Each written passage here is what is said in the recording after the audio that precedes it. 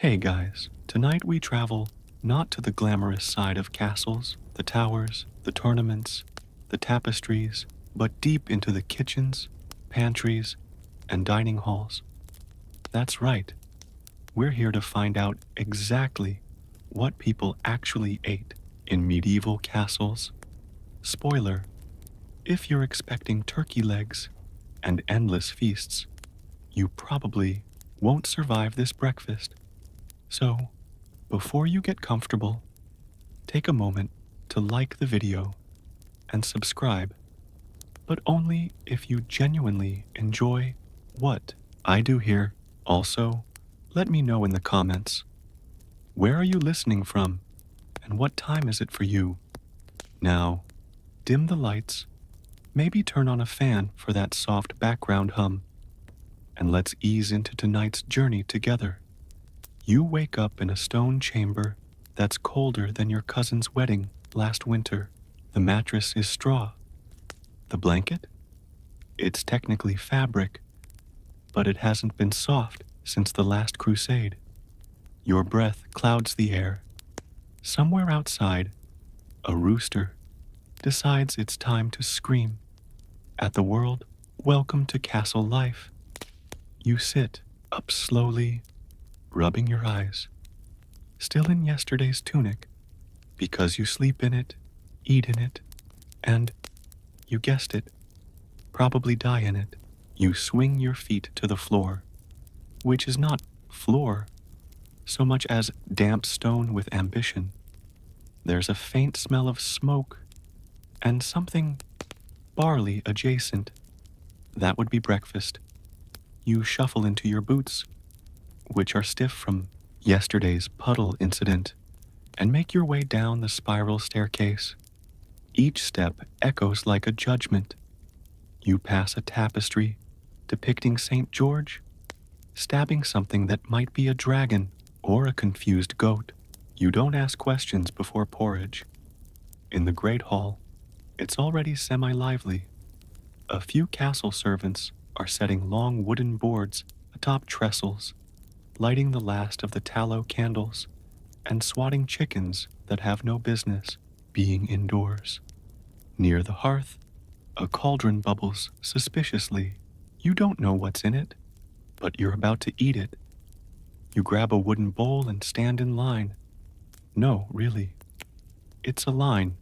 The cook, a woman with arms like iron and the patience of a wasp, dollops a steaming mound of gray mush into your bowl. You nod politely. She grunts. Love language.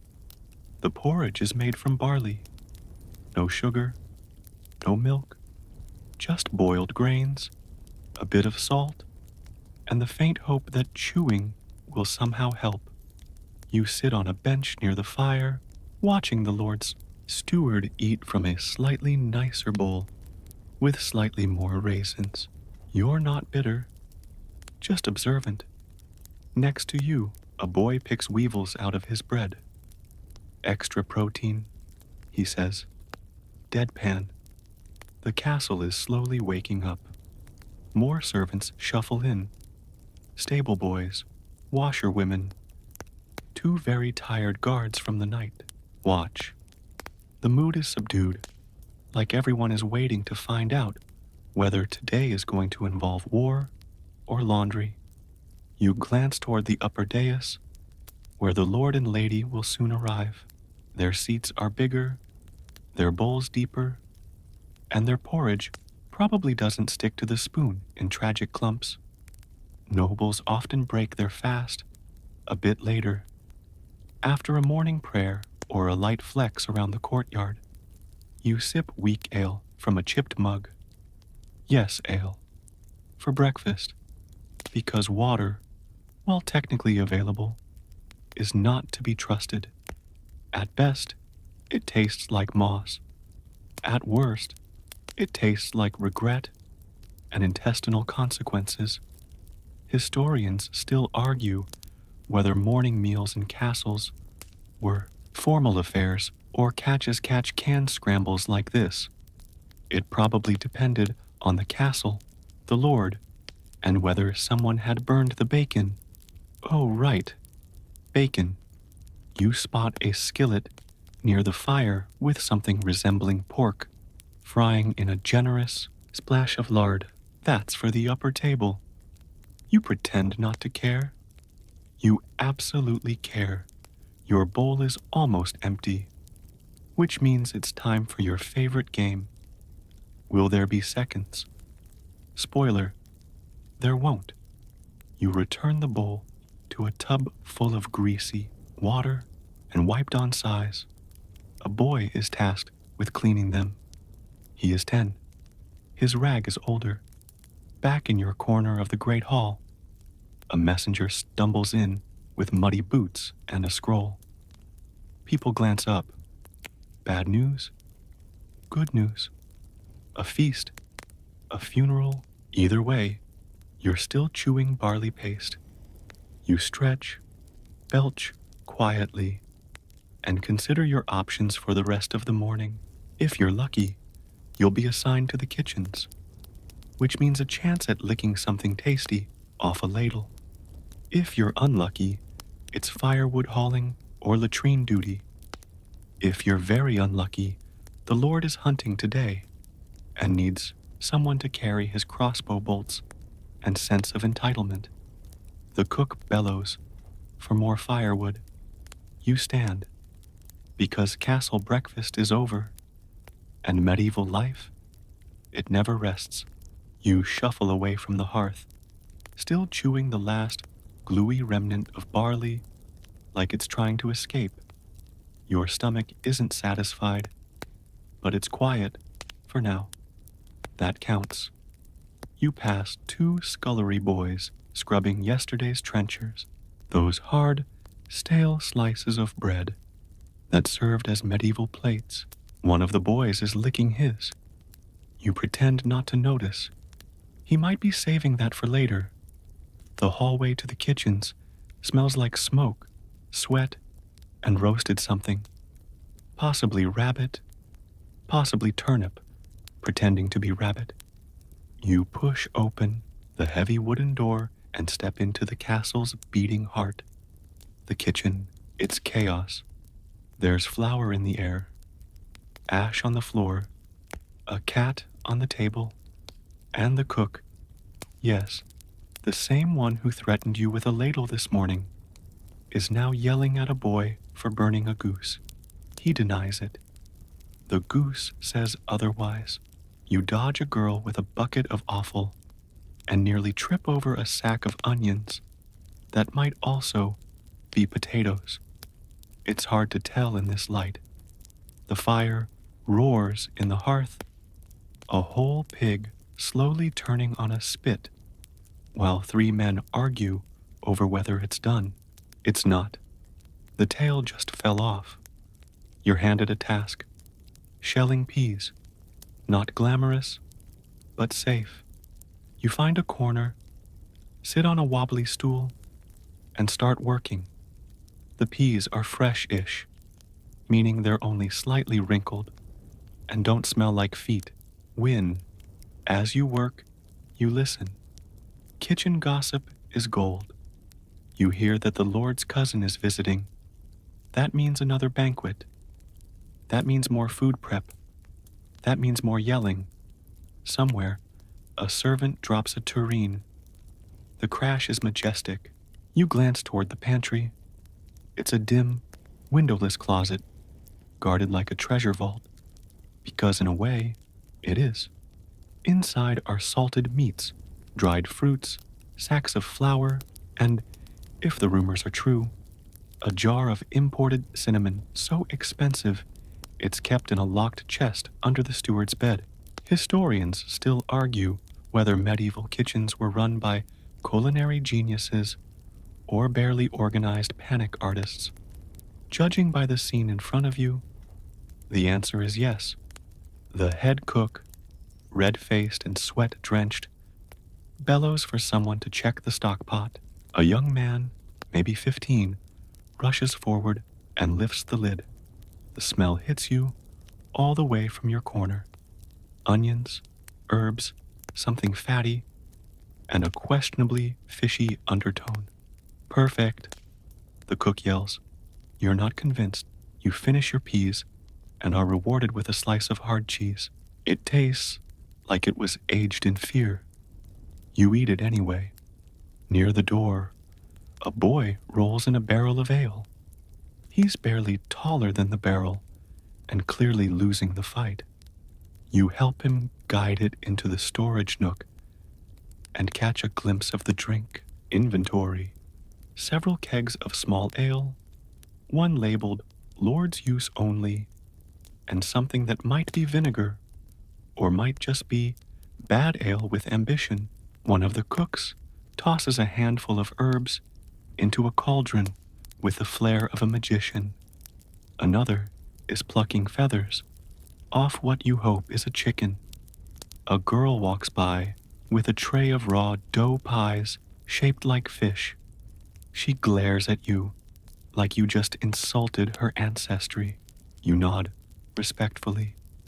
The baker, covered head to toe in flour, enters like a ghost from a wheat-based nightmare. He sets down 3 loaves, one crusty and golden, one dark and dense, and one that looks like it lost an argument with a brick. That's for the servants. You're the servants. You reach for a chunk when the cook slaps your hand away with a wooden spoon. No words, just judgment. You nod, apologize, slowly reach again when her back is turned. Success. You sneak out the back door to eat your contraband crust in peace. The kitchen opens into a courtyard. Chickens run around like they have unresolved trauma. A pig snorts near a cart of cabbage. You sit on a barrel, chew your bread, and savor the relative quiet. You think about lunch. Yes, you just finished breakfast, but in medieval times, planning your next meal is half the day's work. If you're lucky, the midday meal might include leftover stew, fresh bread, maybe a boiled egg. If you're unlucky, you'll gnaw on a cold onion and lie about being full. A bell rings from the tower. Time to haul water. You sigh, toss the last bit of bread to a suspiciously intelligent-looking crow, and head toward the well with a wooden yoke and 2 iron buckets. The path is muddy. Always. Your boots are already soaked. Again, at the well, you wait your turn behind 2 washerwomen, discussing the steward's love life. You don't want to know, but you know now. You fill your buckets, shoulders straining under the weight, as you trudge back to the kitchen. A dog follows you the whole way, hopeful. You don't drop anything. It glares. You win. Back inside, the cook is assembling a pie, so large it might have political ambitions. Someone else is stuffing sausages with a funnel and a prayer. A boy sneezes on a loaf. No one notices.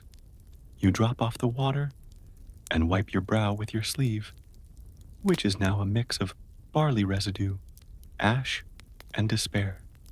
The cook hands you an onion and a knife. Chop, she says. You chop. It's not glamorous. It's not heroic, but it's food. And in this castle, that's survival. You chop that onion like your life depends on it, which, to be fair, it kind of does. Not in the "a dragon will eat you" sense, but in the "if you mess this up, the cook might throw you into the fireplace" sense. Each slice releases more tear gas than an angry riot, and within minutes, your eyes are streaming like a poorly written bard's ballad. The cook glances over, grunts her approval, and tosses you a turnip the size of a cannonball. You catch it, barely. Your arms tremble. This root vegetable has lived a hard life. Lunch prep is underway in full. You're surrounded by the dull thuds of cleavers on chopping blocks, the hiss of stew bubbling in iron pots, and the occasional yelp as someone gets too close to the spitfire. The castle kitchen doesn't stop, it just changes gears. The midday meal isn't as ceremonial as dinner, but it's still serious business. For the nobles, anyway. They'll dine in the solar, an upstairs chamber slightly warmer than the rest of the castle, thanks to a brazier and the warmth of their collective self-importance. Their table will be dressed with a white linen cloth, silverware for the lord, pewter for the rest, and trenchers, thick slices of stale bread that double as edible plates, and conversation starters. You, however, will be eating in the servants' hall, which is less hall and more corner with stools. Historians still argue whether lunch was the largest meal of the day, or simply an excuse to stretch one's legs and choose something softer than leather. The truth depends on who you ask and what's available. A boy rushes past you, holding a tray of boiled eggs. He trips. 2 survive. 1 rolls under a table and is immediately claimed by the cat. You both pretend not to see it. Your next job is to carry a pitcher of ale to the steward's table. You walk carefully, trying not to slip on cabbage trimmings or rogue radish bits. The ale sloshes. You hold your breath. You succeed. Barely. The steward doesn't thank you, but he doesn't yell either. In this castle, that's high praise. You make your way to the servants' area just as bowls are being filled. Today's meal, pottage. Again, you're not surprised. Pottage is the glue that holds medieval life together. A thick stew of grains, vegetables, and whatever meat scraps are lying around. Sometimes it's delicious. Sometimes it tastes like boiled sock. Today, it leans more toward sock. You sit with your fellow kitchen hands, elbows on knees, bowls in hand, spoons carved from wood, so uneven you're not sure which end to use. The girl next to you shares a chunk of cheese. You trade half your bread.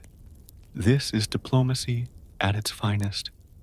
You slurp your pottage, which contains at least 1 recognizable carrot, a hint of onion, you assume it's the one you chopped, and something stringy that might be leeks or might be vengeance. You chew. You swallow. You survive. Across the room, a boy tells a joke about a knight and a sausage. It doesn't make sense. Everyone laughs anyway, partly from hunger, partly from hysteria, mostly from both.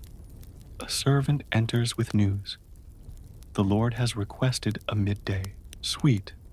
You all groan. That means spice cakes. You get up, bowl empty, and head back to the kitchen. The cook is already shouting for flour, honey, and the good cloves, not the rat-chewed ones. Someone fetches a mortar and pestle. You're handed a sack of flour and told to sift. Sifting flour in a medieval kitchen is an experience. It involves a cloth strainer, a wooden bowl, and a whole lot of shaking while praying there are no bugs. Spoiler, there are always bugs. You pretend not to see them. Protein. You watch as a girl beats eggs with a wooden spoon that has clearly seen better decades. Another grates stale bread for texture. Someone adds cinnamon. The whole room smells briefly like ambition. The cakes are shaped into small rounds, placed on a hot stone and shoved near the fire. You watch them puff, just a little, not enough to be fluffy, but enough to remind you that good things still happen sometimes. A few minutes later, A tray of warm cakes is whisked away to the Lord Solar. None for you. Of course. But the cook, in a moment of wild generosity, breaks one in half and hands you a piece no bigger than your thumb. It tastes like honey, spice, and 5 seconds of actual happiness. You savor it, because in this castle, flavor is fleeting. You wash your hands in a bowl of cloudy water, dry them on your tunic, and return to the scullery. The next meal will come soon enough. It always does. You pause for a moment, leaning against the stone wall near the kitchen door, watching the world go on around you.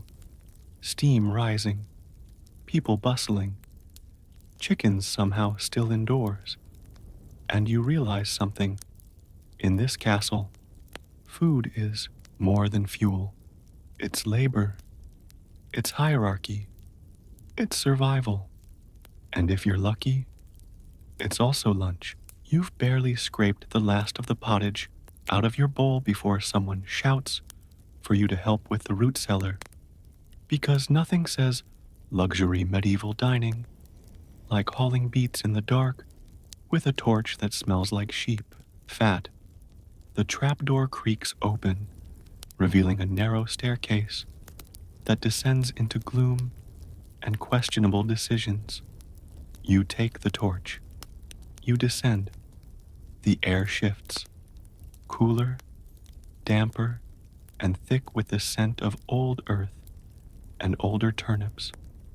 You pass cobwebs, a mouse, and something you sincerely hope was just a sack of potatoes shifting on its own. Down here, food lives on borrowed time. You crouch beside crates filled with onions, carrots, parsnips, and other root vegetables that look like they could start a fight. Some are shriveled, others sprouting. You start sorting. Edible? Barely edible, and this is how the plague starts. A boy beside you drops a cabbage and shouts like he stepped on a nail. It rolls into the darkness. You both look at it, then at each other, then silently agree to pretend it never existed. You load your basket. It's heavy. It bites into your palms as you lug it back up. Every step, a personal insult from gravity. You deliver the vegetables to the prep table, where someone's already hacking carrots into jagged chunks with a cleaver the size of your hopes and dreams. On the other end of the kitchen, 2 women are preparing fish, not the fresh kind. The salted, dried, possibly mummified kind. It's hard to tell whether they're scaling it or exercising it. The smell alone could be considered a weapon. Fish pie, someone mutters. You look again. The fish is being chopped into pieces and dumped into a thick paste of flour, leeks, parsley, and egg. A pie crust is rolled out.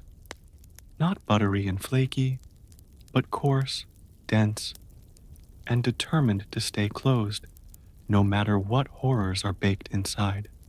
Fish pie, the medieval way of saying, I tried. You're handed a bowl of chopped herbs to stir into.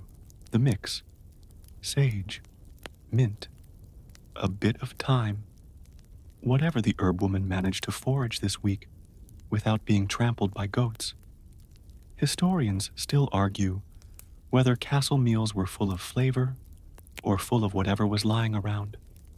Given the evidence on your shirt, the answer is probably both. The pie goes into a clay oven, heated by hot stones, and a system you don't fully understand. You just know not to touch the walls, or the cook will reassign you to turnip duty. Again, you sneak a glance at the upper table's meal prep. Roasted pheasant with rosemary, pears stewed in wine, a loaf of white bread. White bread, that's noble bread. Sifted flour, almost no grit, practically clouds in loaf form. You look down at your own slice of servant bread.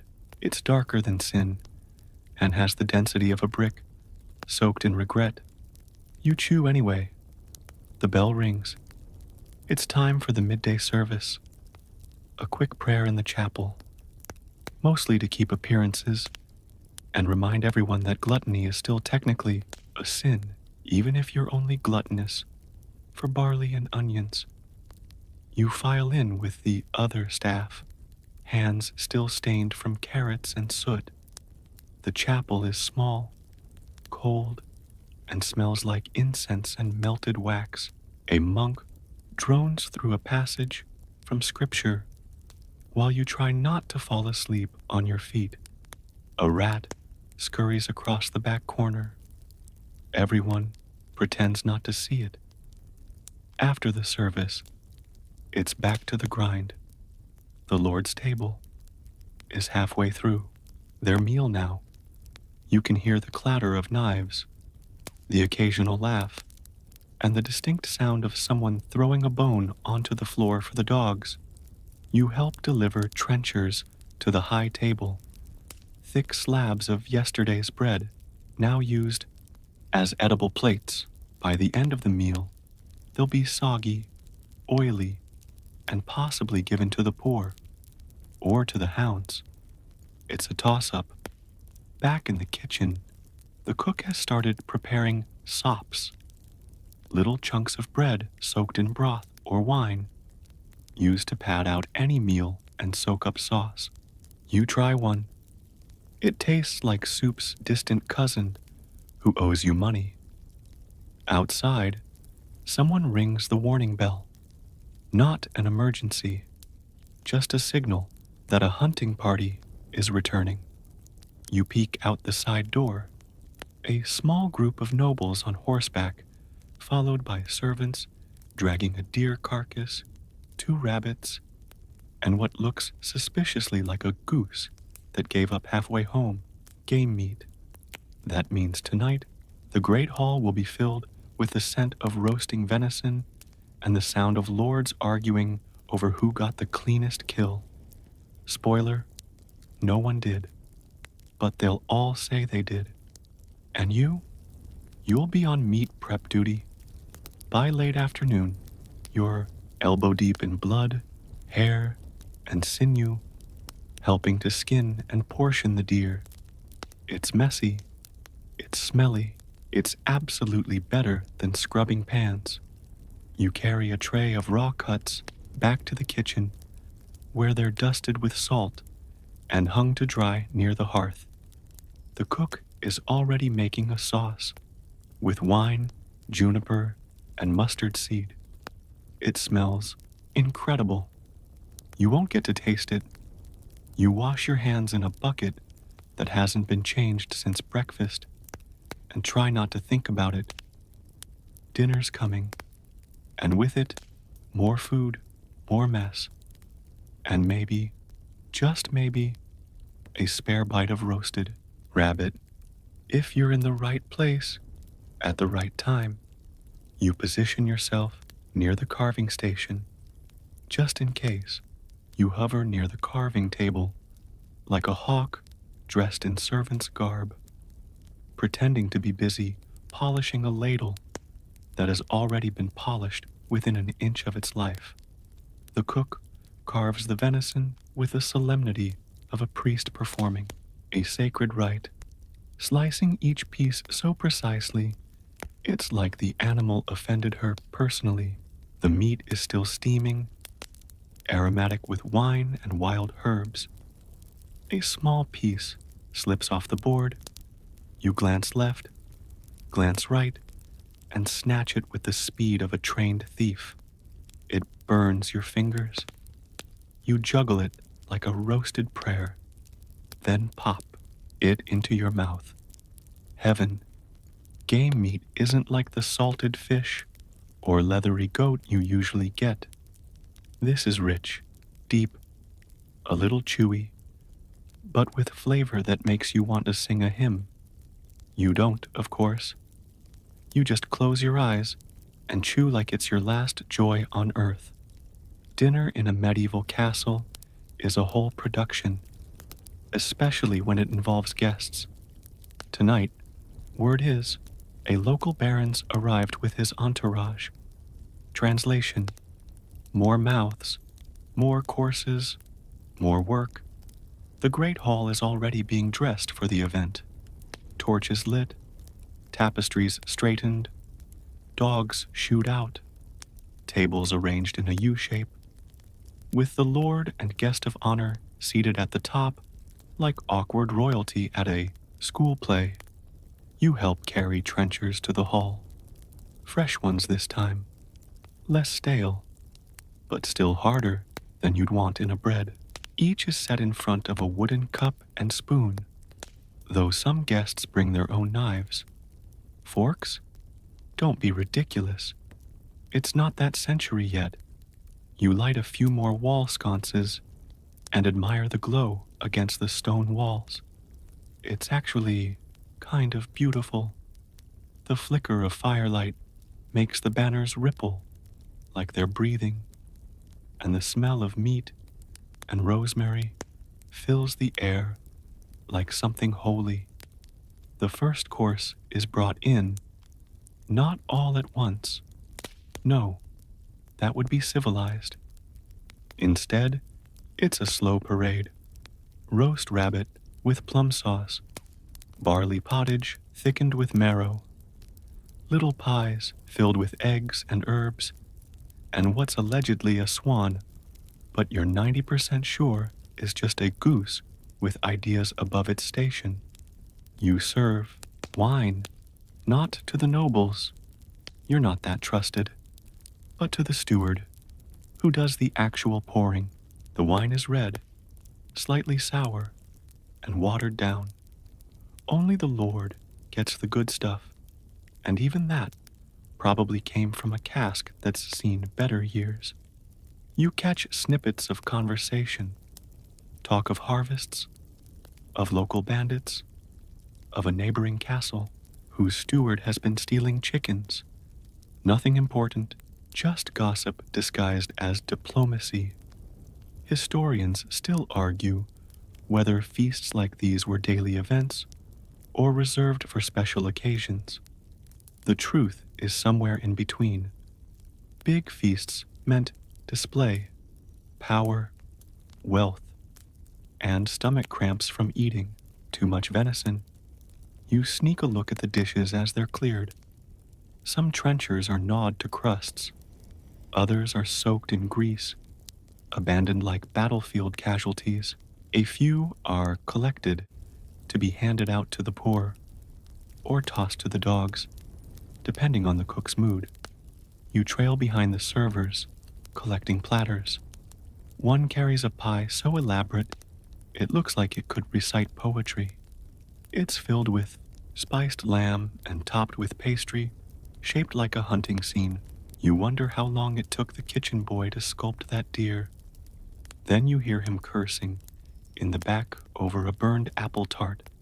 So, not long, you slip away for a minute, just a breath, down the corridor, where the smell of roast and perfume doesn't quite reach. You find a bench near the buttery, a cool, shadowed spot where you can sit without being seen. You pull out the crust of bread from earlier and nibble. It's dry now, harder, but you dip it in a bit of grease, left on a scrap of cloth, and imagine you're a baron. Just for a second, you close your eyes. You dream of white bread, of cheese that didn't come from a goat named Trouble, of apples that aren't bruised and tart beyond reason. You remember your mother's stew, barely. She made it with beans, wild onions, and herbs you can't even name. It wasn't rich. It wasn't fancy, but it was warm, honest, served with a kiss on the forehead and a warning not to burn your tongue. You open your eyes, back to the castle, back to the clatter of platters, the snapping of bones, the bark of a noble demanding more sauce like it's a personal affront to be served this dry nonsense. You sigh. Time to clean. You rejoin the others, clearing table scraps into buckets. Bones go to the dogs, trenchers to the poor. Pies, if any survived, disappear under napkins and into servant sleeves. Someone drops a goblet. It doesn't break, but it echoes like thunder. The cook is shouting again. Something about the capon going missing. You don't admit to having seen a kitchen boy sneak off with it earlier. You're not suicidal. You scrub wooden bowls in a tub of greasy water. Your hands prune. Your back aches. But there's something steadying about it. The rhythm, the repetition, the thought that, for all their pomp, the nobles still eat what you prepare. Sort of. After the cleanup, you're allowed a final bowl of stew, what's left of the barley, with some rogue bits of meat. You don't ask where they came from. You just eat, grateful. Tomorrow, there'll be more bread, more fish, more carrots cut in funny shapes. But tonight, you sleep with a full stomach. And in a castle, that's as close to royalty as you get. You wake to the sound of pigs. Not bells, not singing. Pigs, specifically, 2 of them having an argument outside the kitchen door. One squealing like it's composing a medieval opera, the other snorting in what you assume is rage. It's not the grandest of wake-up calls, but it's real and pungent. You groan, stretch, and sit up on your straw mat, rubbing your eyes with hands that still smell faintly of onions and smoke. There's a crust of bread beside you, left from last night's kitchen scavenge, and you chew it like someone filing down a piece of wood with their molars. Time to work. Today, you've been assigned to the pantries, which sounds simple, peaceful, even. It is not, because in a castle, the pantry is less a place of quiet storage and more of a logistical battlefield. You walk into the narrow room and are immediately hit with the smell of flour, dried beans, salted pork, dust, and responsibility. Shelves stretch along the walls, stacked with sacks, barrels, bundles, and baskets. Every item is labeled in a system only 3 people understand, and one of them died last winter. You're told to inventory the cheeses, all of them, which seems fine, until you see how many there are. There are wheels the size of cartwheels, wrapped in cloth and oozing ever so slightly from the edges. There are soft rounds in baskets, hard ones stacked like cannonballs, and several suspicious little bundles tied in string that smell like a dare. You pick one up, sniff, instantly regret it. This one is not cheese anymore. It has transcended. You put it down very gently, like it might explode. Historians still argue whether medieval cheeses were intentionally that strong or just the inevitable result of poor refrigeration and stubborn cows. Some were delicacies, some were punishment, sometimes both. You move on to the grains: barley, oats, rye, wheat, each in its own sack, each labeled in fading script. You scoop, measure, and mutter numbers under your breath, while a mouse watches you from the rafters, like it's judging your technique. A kitchen maid passes by and warns you not to spill anything. Last week someone did, and the Lord's falconer slipped on millet and nearly lost an eye. You nod solemnly. Falconer injuries are no joke. Halfway through counting, steward arrives with a request. The high table wants spiced wine tonight. You blink. Spiced wine. That's fancy. That means going into the locked cabinet. You follow the steward to the buttery, where he unlocks a cupboard that smells of power and dried rosemary. Inside, bottles of wine. Real wine. Not the watered down vinegar the servants drink. Plus sacks of cloves, cinnamon, ginger, and the crown jewel, saffron. You're allowed to smell it. Just once. It's heavenly. Bright, earthy, almost sweet. You don't get to touch it, obviously. The steward mixes a small pouch and tells you to deliver it to the cook. You cradle it like a newborn. Not because you care, but because if you drop it, that's your entire year's wage in powder form. Back in the kitchen, the cook is boiling wine in a heavy cauldron over the fire. She takes the spice pouch without looking and tosses it in with a shrug. You sigh. That pouch deserved a ceremony. The wine hisses as the spices hit, sending up steam that smells like the inside of a merchant's purse. You watch from the side as she adds honey, slices of dried pear, and a few herbs. Not basil. She'd stab you for suggesting basil. This is marjoram territory now. The mix simmers while you chop almonds, crush black peppercorns, and peel garlic, lots of garlic. Not for the wine, of course, but for a stew bubbling in another pot. Something with lamb and lentils, thickened with ground almonds, and seasoned like someone's trying to impress a bishop. Garlic is life in the medieval kitchen. It's also, according to the herb woman, good for colds, ghosts, and marriage problems. She might not be wrong. As dinner nears, the scullery heats up. Literally, the fire roars, the air fills with meat, wood smoke, and the rising tension of getting everything done. Before the bell rings, you are sent to pluck hens. Again, you brace yourself. There's no elegant way to pluck a chicken. It's messy, smelly, and feathery, in a way that haunts your dreams. Feathers cling to everything. Your hair, your tunic, your soul. You dunk the bird in hot water, then start plucking with fingers already sore from yesterday's onion marathon. Somewhere behind you, a dog barks.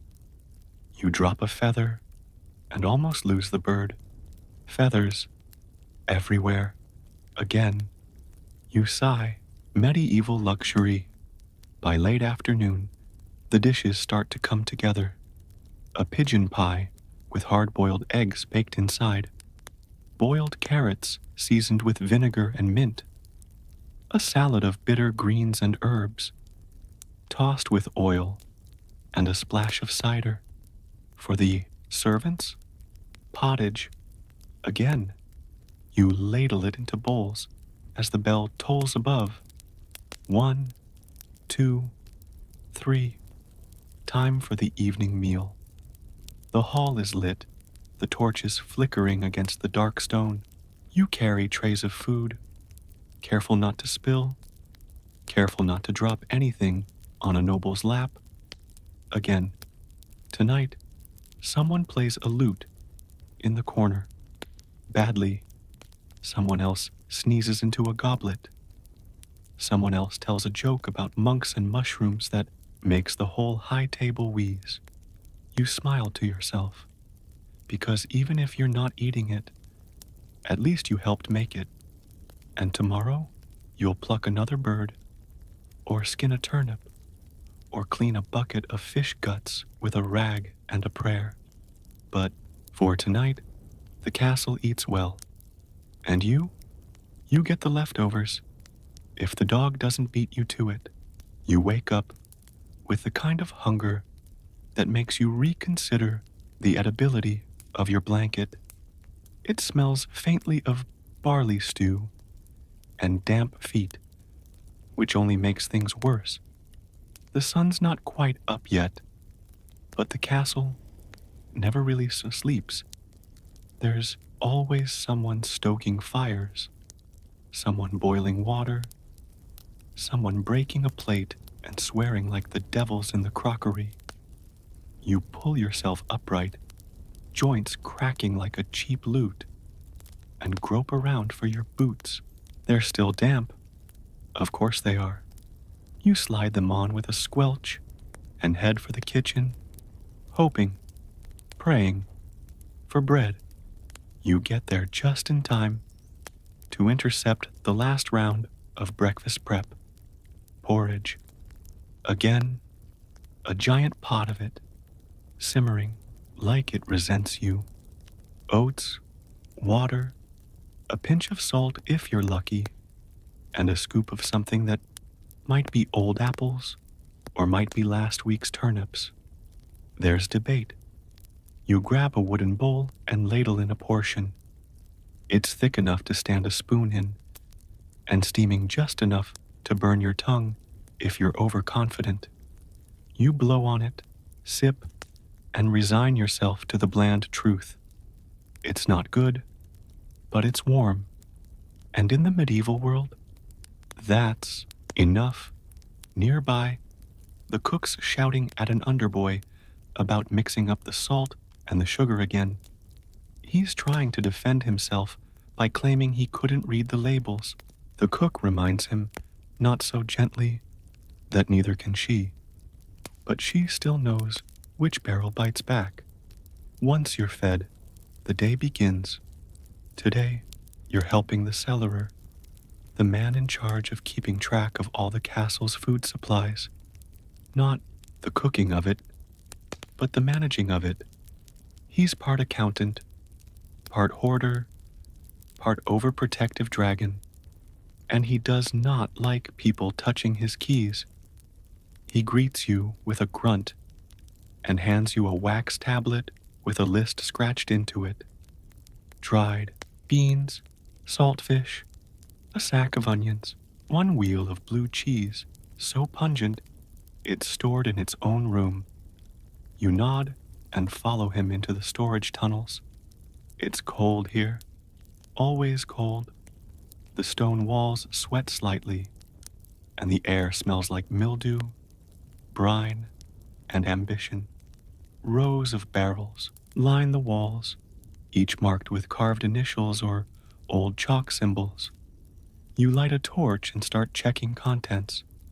The beans are fine, the fish, less so.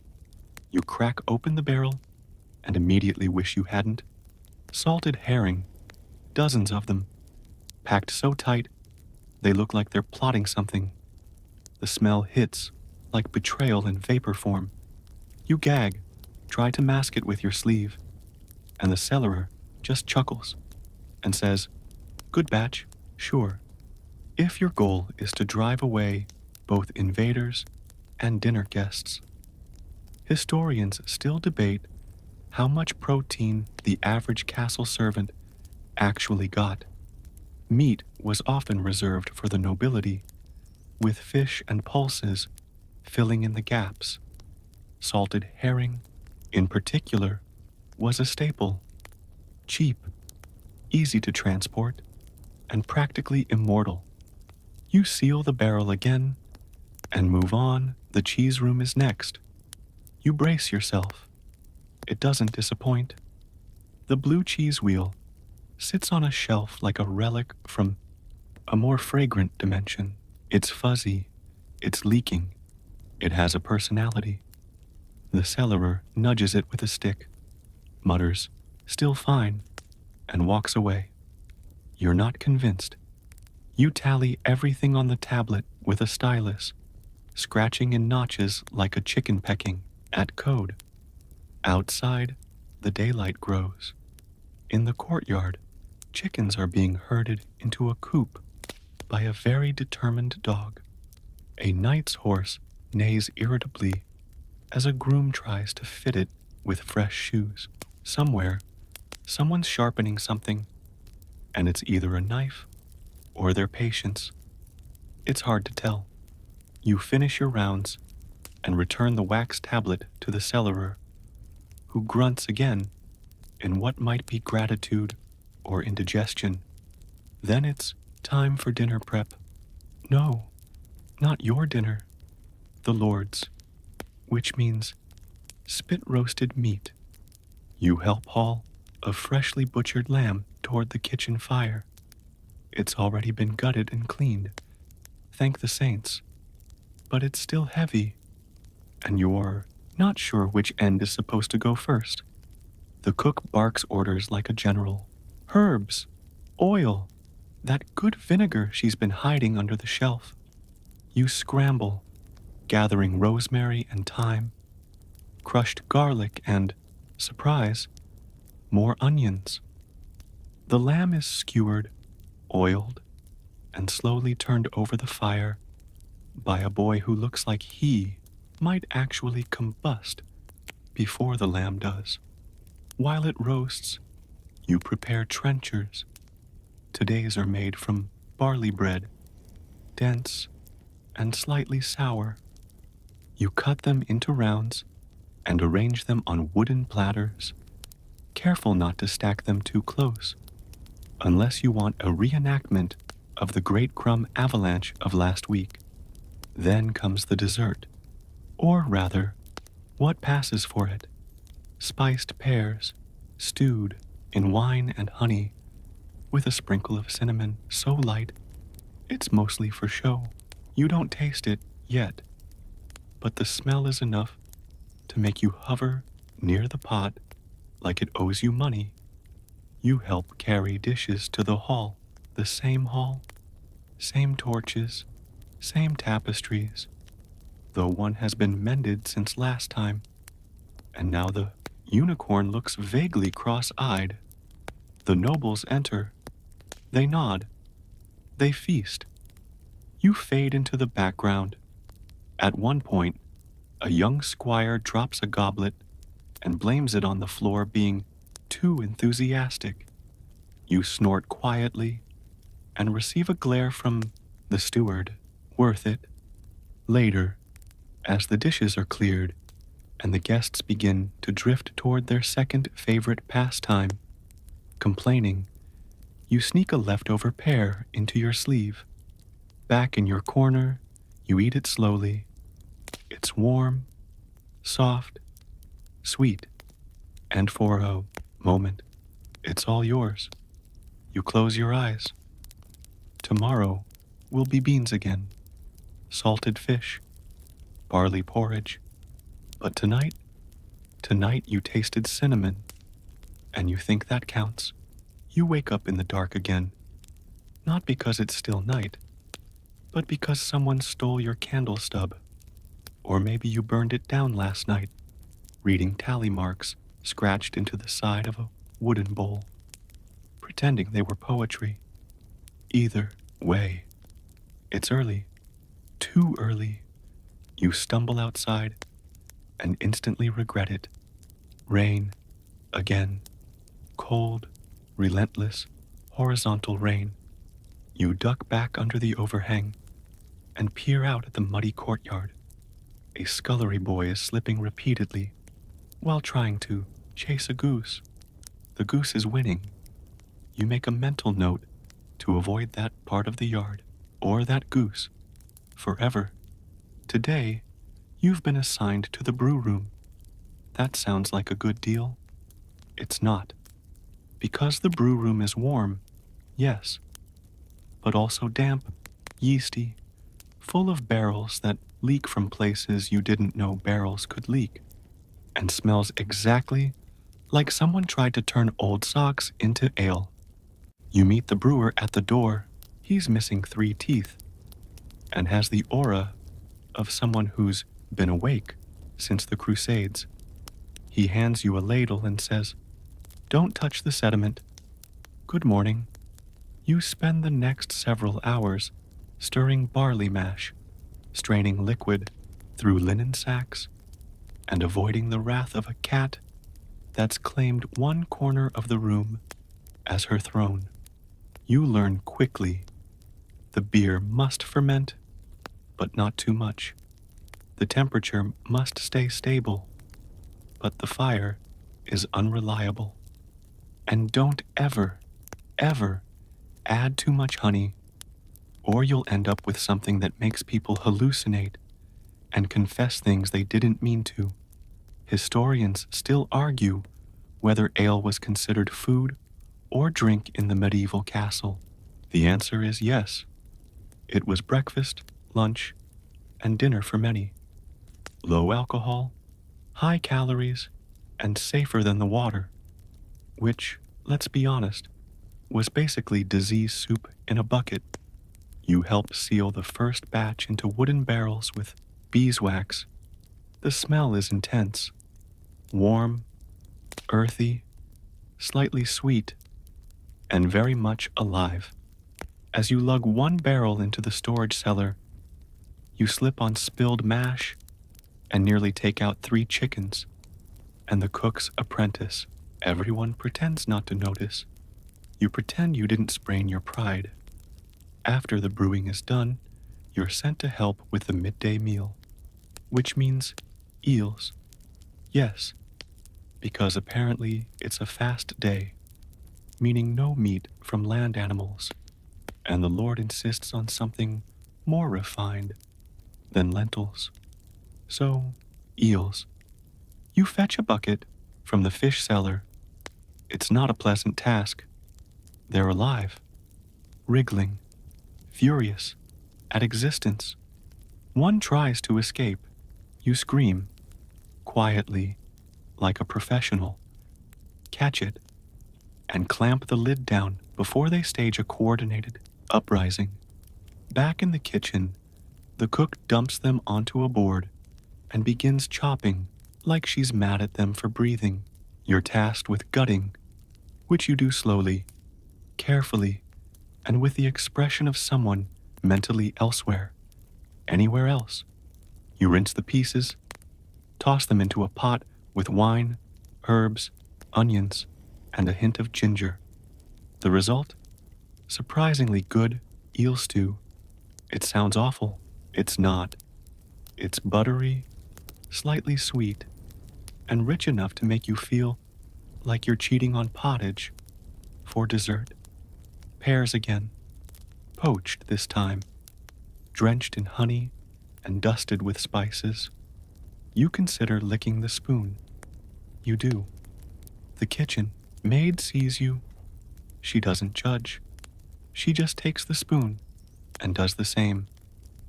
Bonding.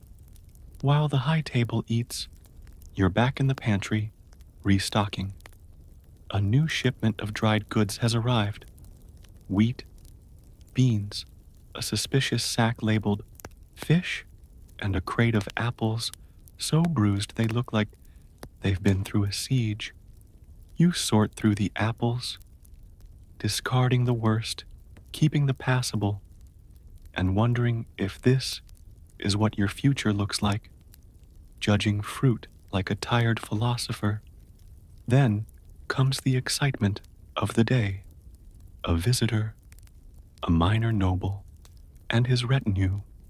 They arrive damp, tired, and smelling of horse. The steward panics, the cook curses, and you're suddenly pulling out the good trenchers from storage, ones that don't have bite marks. The noble insists on roast fowl. You retrieve a pheasant from the cold store. It's limp, slightly smelly, but salvageable, with enough garlic and hope. While the bird roasts, you help prepare a sauce, vinegar, spices, breadcrumbs, and the last of the currants. The cook mutters that if this man doesn't appreciate it, she's going to start poisoning dishes alphabetically. The dinner goes well. The noble grunts approval. His squire spills wine. One of the dogs steals a bit of pheasant. and escapes under the table. Everyone claps, even the noble. You eat the leftover sauce with a crust of bread and feel like royalty. Later that night, you're back in the brew room, cleaning. The brewer hums something tuneless while he polishes his ladle. You sit for a moment, back against a barrel, watching the fire flicker. Your tunic is stained. Your hands smell like garlic and hops. Your stomach is full. You've lived through eels. You've survived another day. Outside, the rain has stopped. The courtyard glistens. The goose is asleep. You creep quietly past it, and for a moment, you dare to feel at peace. You wake up to the distant clang of metal on metal and a shout that might have been fire or pork. It's hard to tell with how groggy you are. Either way, it's loud, and that means you're needed somewhere. You sit up slowly, blanket tangled around your legs like a medieval anaconda, and notice your tunic smells faintly of eel and vinegar.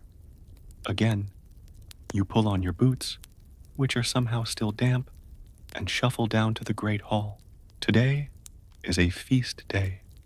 Not for you, obviously, but for the Lord's hunting party, returning from their 3-day expedition in the woods, which means chaos, servants running, dogs barking, boars being dragged in like overgrown sacks of muscle and regret.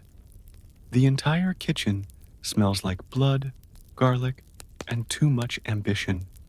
You're immediately handed a knife and directed toward a table piled with game, venison, wild boar, a couple of pheasants, and something with too many legs to identify. You do not ask questions. You start skinning the pheasants. Plucking is a miserable business. Feathers stick to your face, your arms, somehow your teeth. The cook reminds you to save the best ones for pillow stuffing. The worst? Into the fire. You imagine they scream as they go. Maybe it's your imagination, maybe not. Once cleaned, the meat gets rubbed with herbs, parsley, sage, rosemary, and desperation, then stuffed with spiced breadcrumbs and skewered for roasting. The boar, though, that's the real centerpiece. It's massive, already gutted and partially singed. You're told to help with the glaze, a mix of honey, vinegar, mustard seeds, and something the cook calls dragon's salt. You don't ask what that means. You just baste. As it turns over the spit, the smell fills the hall. Rich, sweet, smoky. You catch yourself drooling and wipe your mouth with the back of your sleeve like a seasoned pro. Feast days are a double-edged sword. On one hand, you get to cook food that isn't beige and sad. On the other, the pressure is soul-crushing. Everything must be perfect. Presentation matters. One overcooked bird and someone's throwing a goblet, possibly at you. You help prepare subtleties. Elaborate sugar sculptures made to look like castles, animals, or mythical creatures. Today's is a unicorn. Its horn is a parsnip. You pretend not to notice. You also slice apples, pears, and figs for a decorative platter, layering them with nuts and drizzle of honey. It's art. Sticky, sticky art. Historians still argue how often medieval nobles actually ate like this. Some believe these feasts were rare, reserved for holy days and major victories. Others suggest that larger households, like the one you're currently not paid enough to work in, had grand meals more regularly, if only to remind everyone of their status. Meanwhile, in the back kitchen, the real miracle is happening. Pies, meat pies, fruit pies, fish pies. You're tasked with sealing one of them, a beef and date pie, with dough so flaky it practically collapses under your touch. You pinch the edges, add a few decorative cuts, and hope it doesn't explode in the oven. While it bakes, you help carry trenchers to the hall, thick slices of stale bread used as edible plates. The nobles won't eat them, of course. They'll be soaked in juices, sauce, and disregard, then handed out to the poor at the gate or fed to pigs. Waste not. You sneak a bite of crust from a pastry corner that broke off accidentally. It's warm, soft, filled with spiced apples and dried cherries. You try not to cry. It doesn't work. You wipe your face with your apron. Again, like a pro, the feast begins. The Lord enters first, robes sweeping, followed by his guests, all red-faced from wine or wind or both. The boar is paraded in with candles stuck in its mouth.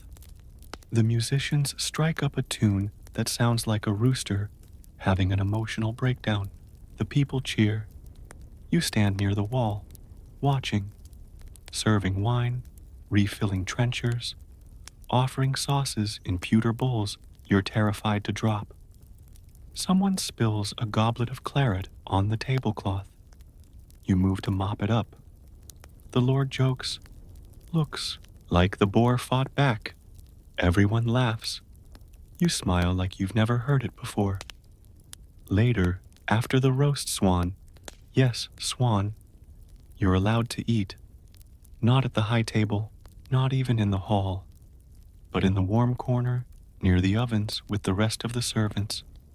You get a slice of venison, a spoonful of sweet carrots, a wedge of pie, and one glorious bite of roasted chestnuts. You eat with your fingers. No one minds.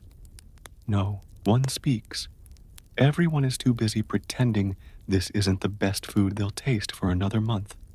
Outside, the storm finally breaks. Rain hammers the stone walls. You feel it in your bones. But inside, there's firelight, full bellies, silence, until someone farts.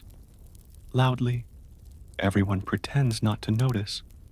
You lean back, close your eyes, and listen to the crackle of the hearth.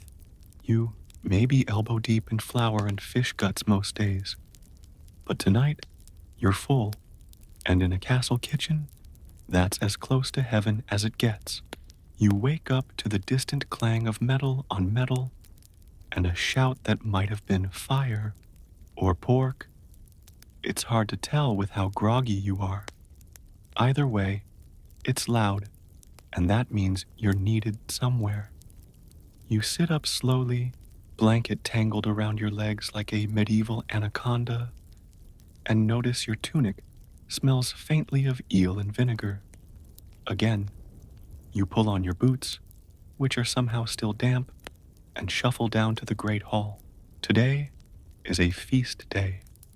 Not for you, obviously, but for the Lord's hunting party, returning from their 3-day expedition in the woods, which means chaos, servants running, dogs barking, boars being dragged in like overgrown sacks of muscle and regret. The entire kitchen smells like blood, garlic, and too much ambition. You're immediately handed a knife and directed toward a table piled with game, venison, wild boar, a couple of pheasants, and something with too many legs to identify. You do not ask questions. You start skinning the pheasants. Plucking is a miserable business. Feathers stick to your face, your arms, somehow your teeth. The cook reminds you to save the best ones for pillow stuffing. The worst? Into the fire, You imagine they scream as they go. Maybe it's your imagination, maybe not. Once cleaned, the meat gets rubbed with herbs, parsley, sage, rosemary, and desperation, then stuffed with spiced breadcrumbs and skewered for roasting. The boar, though, that's the real centerpiece.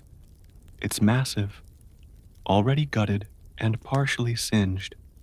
You're told to help with the glaze, a mix of honey, vinegar, mustard seeds, and something the cook calls dragon's salt. You don't ask what that means. You just baste. As it turns over the spit, the smell fills the hall. Rich, sweet, smoky. You catch yourself drooling and wipe your mouth with the back of your sleeve like a seasoned pro. Feast days are a double-edged sword. On one hand, you get to cook food that isn't beige and sad. On the other, the pressure is soul-crushing. Everything must be perfect. Presentation matters. One overcooked bird and someone's throwing a goblet, possibly at you. You help prepare subtleties. Elaborate sugar sculptures made to look like castles, animals, or mythical creatures. Today's is a unicorn. Its horn is a parsnip. You pretend not to notice. You also slice apples, pears, and figs for a decorative platter, layering them with nuts and drizzle of honey. It's art, sticky, sticky art. Historians still argue how often medieval nobles actually ate like this. Some believe these feasts were rare, reserved for holy days and major victories. Others suggest that larger households, like the one you're currently not paid enough to work in, had grand meals more regularly, if only to remind everyone of their status. Meanwhile, in the back kitchen, the real miracle is happening. Pies, meat pies, fruit pies, fish pies. You're tasked with sealing one of them, a beef and date pie, with dough so flaky it practically collapses under your touch.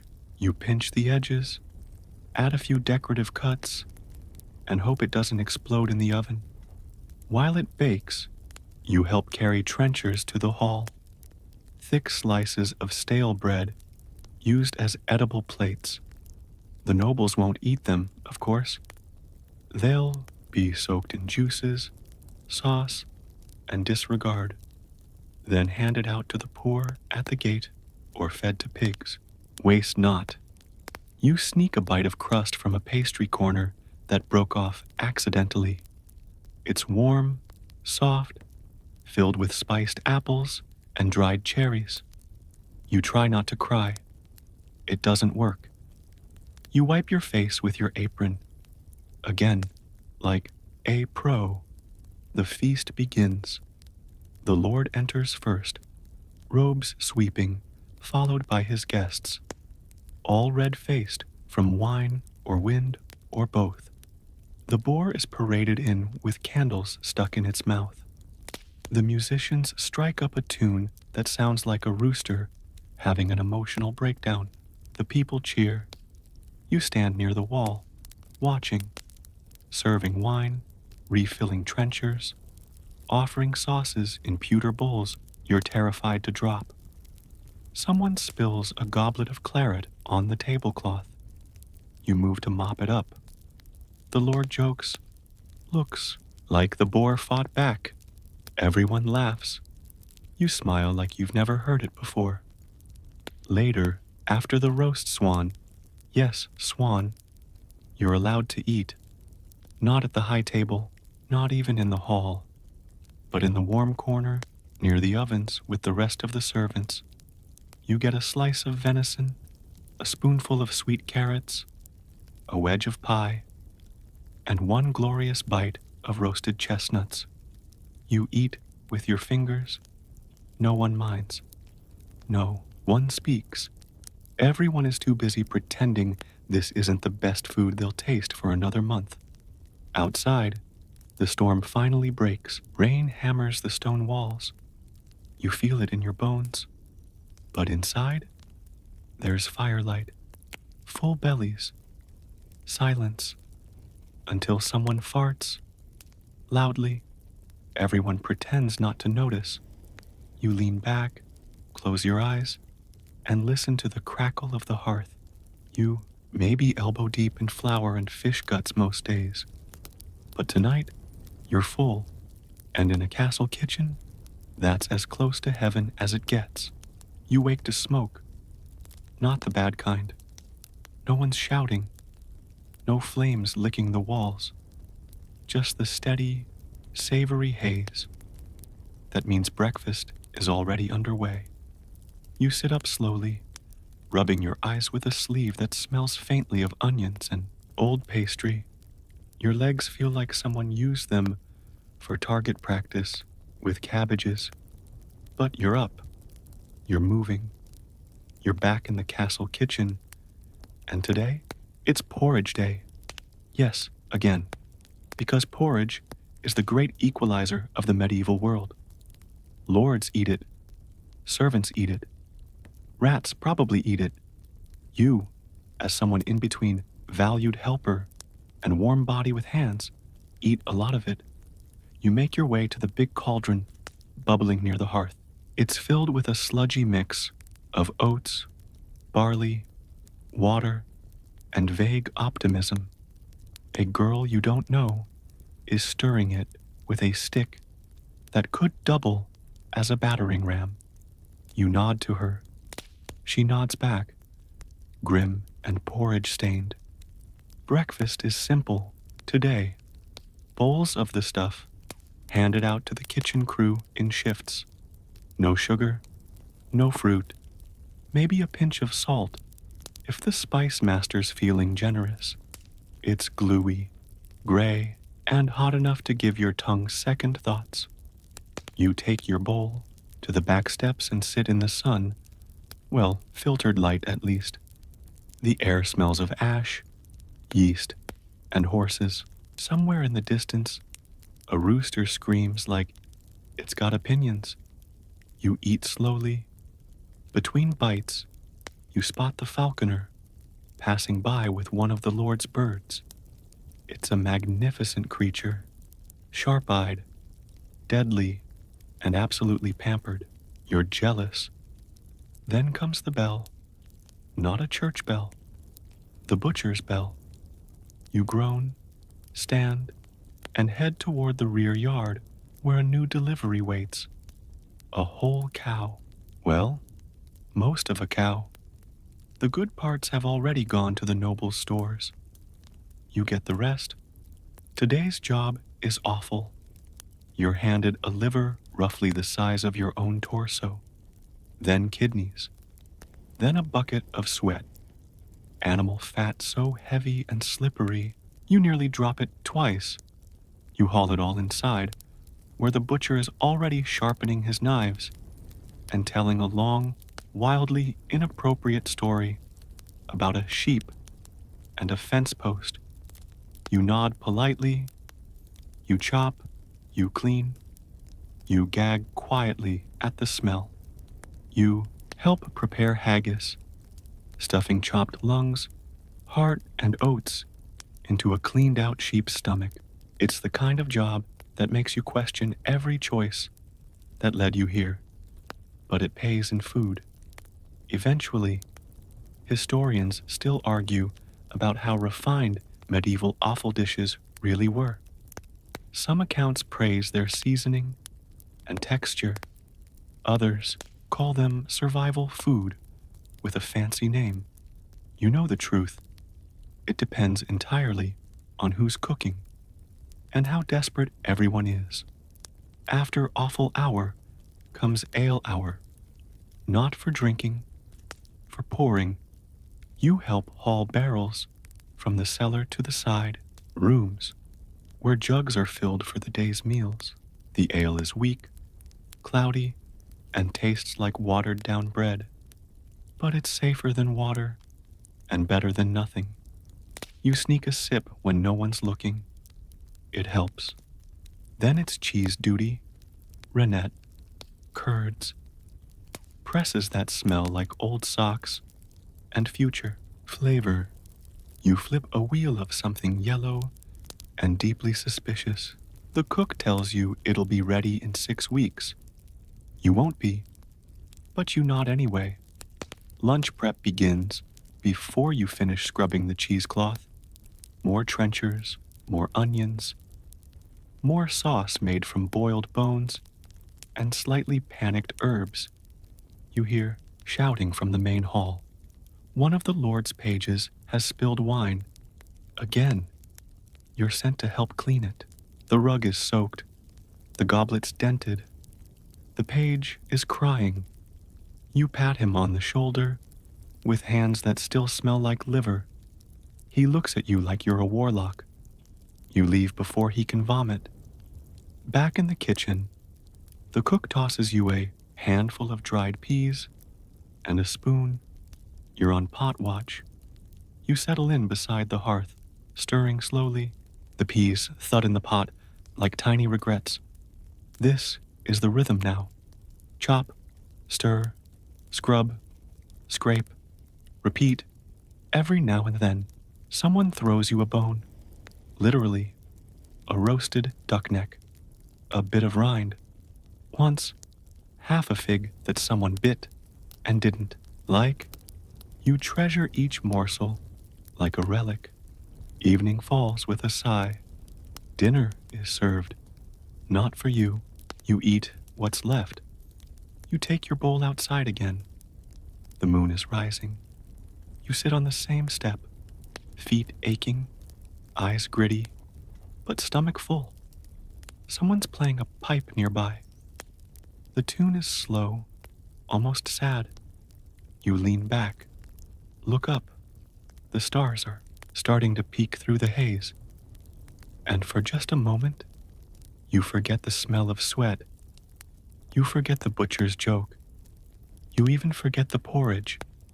Because here, in this fleeting slice of quiet, you feel full. Not just in the belly, but somewhere deeper. You dream of pears. Not just any pears. Perfect ones. Glossy, golden, tender as silk, and somehow floating above a silver platter. One hovers closer, glistening with honey.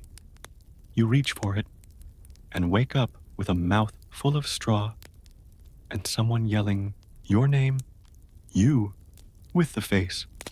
Larder now. You groan. Sit up. Realize you're still wearing yesterday's tunic. You smell like boiled barley and questionable cheese.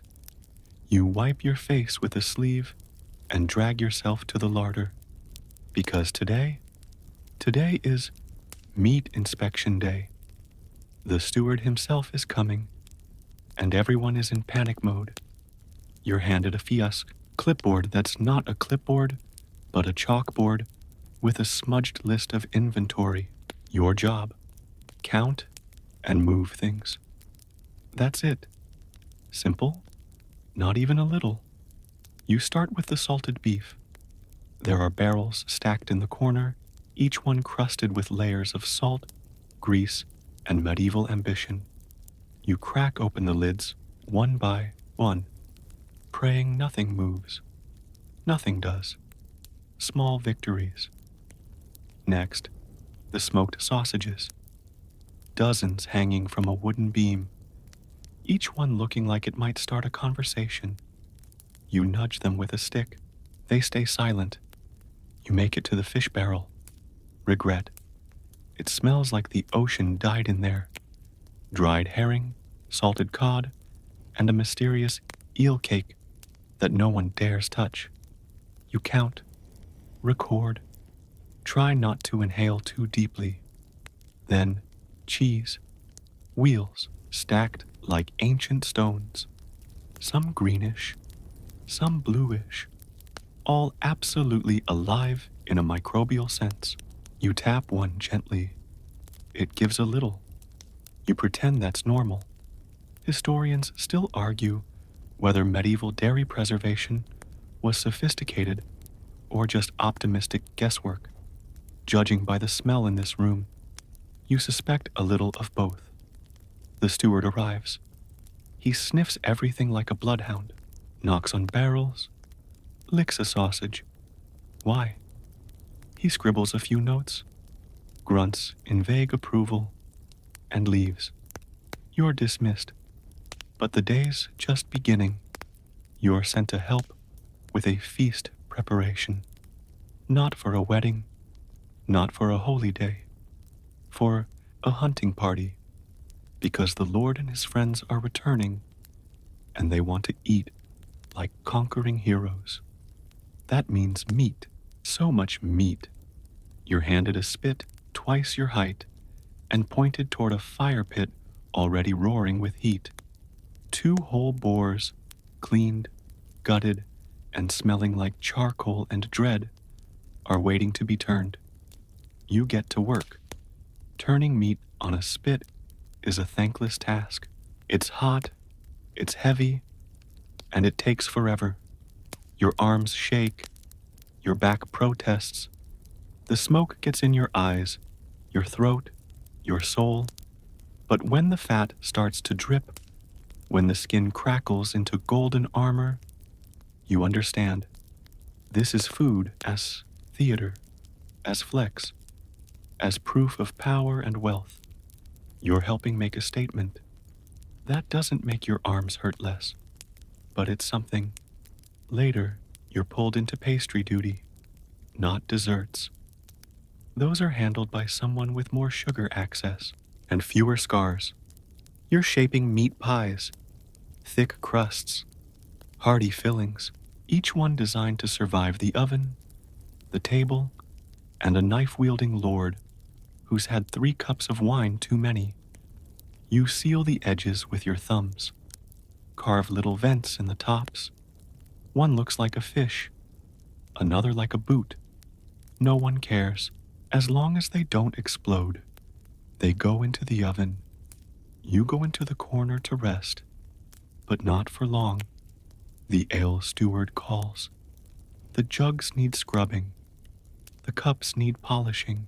The flagons need to shine so brightly the Lord can see his reflection and like what he sees. You scrub until your fingers prune. The feast begins at dusk. You don't attend, of course. You watch from a side door. The hall glows with torchlight. Long tables groan under the weight of roasted meat, pies, tarts, stewed fruits, buttered bread, and flagons of wine and ale. The lords laugh too loudly. The ladies dab their lips with linen that cost more than your yearly wage. You spot your pies. You feel weirdly proud. You also feel hungry. Later, you help clean.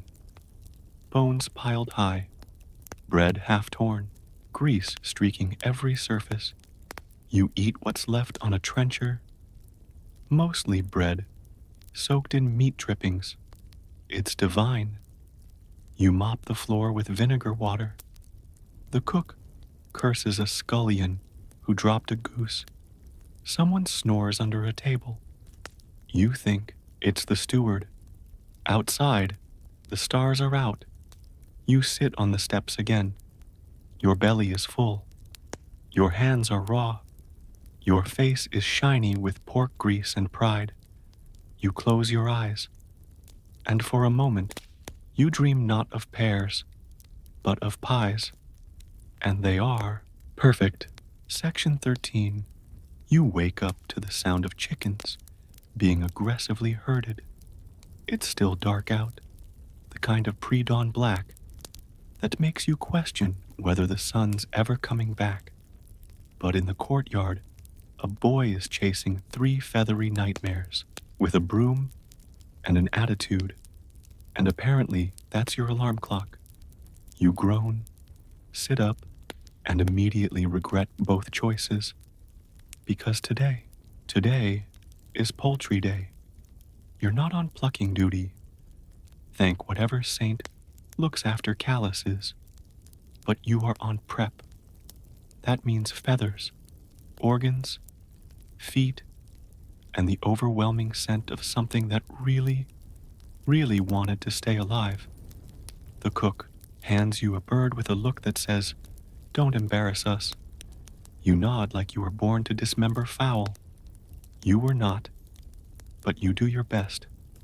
First, the defeathering. It's already been scalded, but the smell, still intense. Like wet hay, regret, and yesterday's porridge having a crisis. You pull feathers in handfuls. They fight back. You sneeze. Twice. You mutter something about switching jobs with the pig boy. Then comes the cleaning. The insides are still inside. You slice carefully, very carefully, and begin pulling things out like you're unwrapping a very organic surprise. Liver, gizzard, heart. You identify them one by one, like a very grim matching game. The good bits go into one bowl. The questionable bits go to the dogs. The mystery bits, you just pretend they never existed. Once cleaned, the bird is trussed. Legs bound, wings tucked, face politely ignored. It goes to the roasting station, where the spit turners are already half asleep and fully smoky. You, meanwhile, are moved to sauce duty. Sauces in a medieval castle aren't just food. They're social armor. They hide tough meat, mask odd flavors, and tell guests, "Look how many spices we can afford." Today's sauce, almond milk with saffron and honey. Sounds delightful, until you're the one grinding almonds with a stone mortar for an hour straight. You add water, press it through cloth, and repeat. Your arms go numb somewhere around batch 3. Then saffron, precious threads that smell like luxury and look like tiny sunbeams. You stir it all together, taste a drop. It's sweet, subtle, rich. You're immediately told it's wrong and need to do it again. Historians still argue whether the average castle sauce maker was respected or just tolerated. Judging by the yelling, it's a fine line. Eventually, you get it right. It's served alongside roasted quail and tiny meat pies shaped like hedgehogs. Because if you're going to eat with your hands, you may as well be whimsical about it. You help carry platters into the Great Hall. It's lunch for the nobles. Not a feast, but still excessive by your standards. Roasted duck, boiled eggs, dyed with onion skins, pomegranate seeds arranged in little gold bowls, a whole loaf carved to look like a castle tower. You sneak a look at the spread before heading back to the kitchen. You're not part of that world. You just keep it running. Back in the kitchen, you're given the best prize of the day, chicken bones for broth. You drop them into a cauldron with onions, leeks, parsley, and a hint of vinegar. It simmers. You stir. The smell is comfort. The steam is blessing. The warmth is everything your fingers didn't know they needed. And finally, you eat. It's not a platter. It's not pomegranate. But it's a bowl of bone broth with a piece of stale bread for dipping. And right now, it tastes like survival. After the meal, there's always cleaning. You scrub cutting boards with sand and vinegar, scour pots with bits of broken pottery, rehang the cleavers, stack the bowls, sweep the ash. You don't think, you just move. It's easier that way. When you're done, you collapse in the corner on a folded sack of flour that leaks gently when you shift your weight. Someone passes by. and tosses you a plum. You catch it, barely, and bite without hesitation. It's overripe, juicy, messy, perfect. The cook nods at you. You didn't ruin anything today. High praise. You lie back. Let the smoke and steam rise.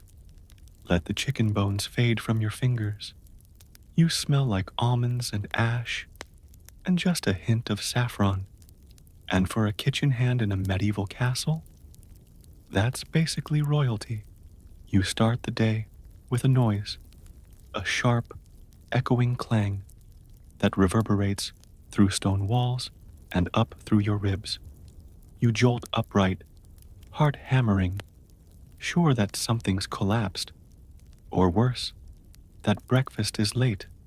But no, it's the blacksmith's apprentice, testing a pothook by slamming it against the workbench like it owes him money. Welcome to castle life, where even waking up sounds like warfare. Today, you're not in the kitchen.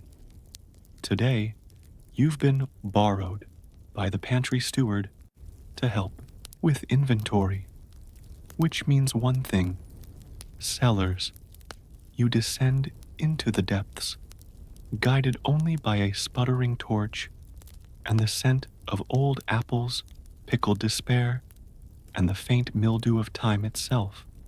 The storage rooms are cavernous, cold, and lined with barrels, crates, sacks, and shelves that have definitely seen things. The steward hands you a wax tablet and a stylus, then starts calling out numbers. Dried beans, 4 sacks. You nod. Right. Salted fish, half a barrel.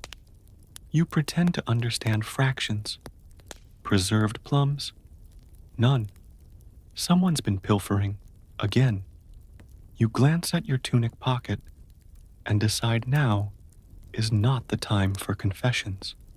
You move through the inventory like a slow ghost, counting bundles of garlic, jars of pickled eggs, bags of mustard seed, coils of sausage sealed in wax, and wheels of cheese so aged they probably have opinions.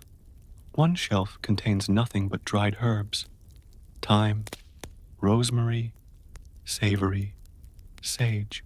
You breathe deeply, and for a moment, forget the cold stone beneath your feet. Then the steward trips over a turnip and swears creatively. You try not to laugh. Historians still argue whether castle cellars were managed with precision or chaos. You now know the answer. Chaotic precision. Like a librarian who drinks. After the counting, you're told to haul. Barrels of vinegar to the kitchen. Sacks of flour up 2 flights. A cask of ale to the Lord's chambers for personal use, which you suspect means drinking alone while glaring at a tapestry. You carry, you climb, you grunt. By midday, your arms are trembling. Your back feels like it's trying to apply for retirement. You sit on a grain sack and nibble a bit of dried fig you found during counting. It's chewy, sweet, probably someone's, but also definitely yours now. Then comes a surprise. You're invited to help prepare the high table's evening delicacy. Not serve it, prepare it. It's lamprey. Yes, the fish that looks like a nightmare eel and tastes like rich people's guilt. The cook explains, with no small amount of glee, how lamprey is a delicacy reserved for important guests and very odd holidays. Your job: remove the slime. You blanch the lamprey in hot water to loosen the skin, then scrub them with vinegar and ashes until they stop feeling like despair in fish form. Then they're stewed in wine, spices, and a sauce made from blood, cinnamon, and raisins. You taste a drop of the sauce when no one's looking. It's weird, rich, metallic, sweet. You kind of like it. You help plate the dish with slices of crusty bread and a sprig of something green to trick the diners into believing it's festive. When the dish is carried to the hall, you watch from the kitchen's shadows. A noblewoman sniffs it, tastes, nods. Victory. Back in the kitchen, you're rewarded with stew. Thick, salty, full of barley and mystery meat. You eat every drop. The evening winds down with more hauling. The washing of trenchers, the boiling of water, the stacking of firewood. You pass the time by humming, softly, and dreaming of beds made of cheese. Outside, the moon is high. The wind whistles through the gaps in the tower walls. You sit near the fire, holding your bowl, watching shadows flicker across the stone. One of the older cooks tells a story about a lord who choked on a pigeon bone and came back to haunt the larder. You nod, wide-eyed, half wondering if the barrel of salt herring has been looking at you funny. Eventually, you find your cot, not warm, not soft, but yours. You lie down, stretch and whisper, thanks to whoever invented fig jam and didn't live to regret it. You fall asleep to the distant sound of horses being fed and someone yelling about misplaced onions. And in your dreams, you're swimming in gravy. You wake to the smell of onions and existential dread. It's still dark, of course. You've stopped expecting light before your shift starts. A scullion shuffles past you with a bucket of something that sloshes like regret and smells like last week's turnips. You nod at each other like survivors of a shipwreck. Today is market day, which sounds exciting until you realize you're not shopping, you're hauling. You're given a rough canvas sack and a short list etched on wax. Oats, apples, dried peas, and oh joy, live chickens. You follow the steward and two other kitchen hands out through the postern gate, down the hill, across the damp grass, and into the village below. The path is muddy, the wind sharp, and your boots are as protective as a wet napkin. The market buzzes even before sunrise. Stalls clatter open. Smoke curls from carts where vendors warm themselves over coals. Someone's already arguing about the price of eel. You're pointed toward the grain vendor first. He's got sacks stacked like little hay forts and a look like he hasn't smiled since the last plague. You haggle. Badly. He rolls his eyes, drops a scoop of oats into your sack, and gestures, next. Then apples. You pick them yourself, checking for softness, bruises, wormholes, and any suspicious buzzing. You select 17 that pass the test and hand over your coin. You're proud until you trip over a pig and drop half of them. The pig is fine. You are not. You salvage what you can.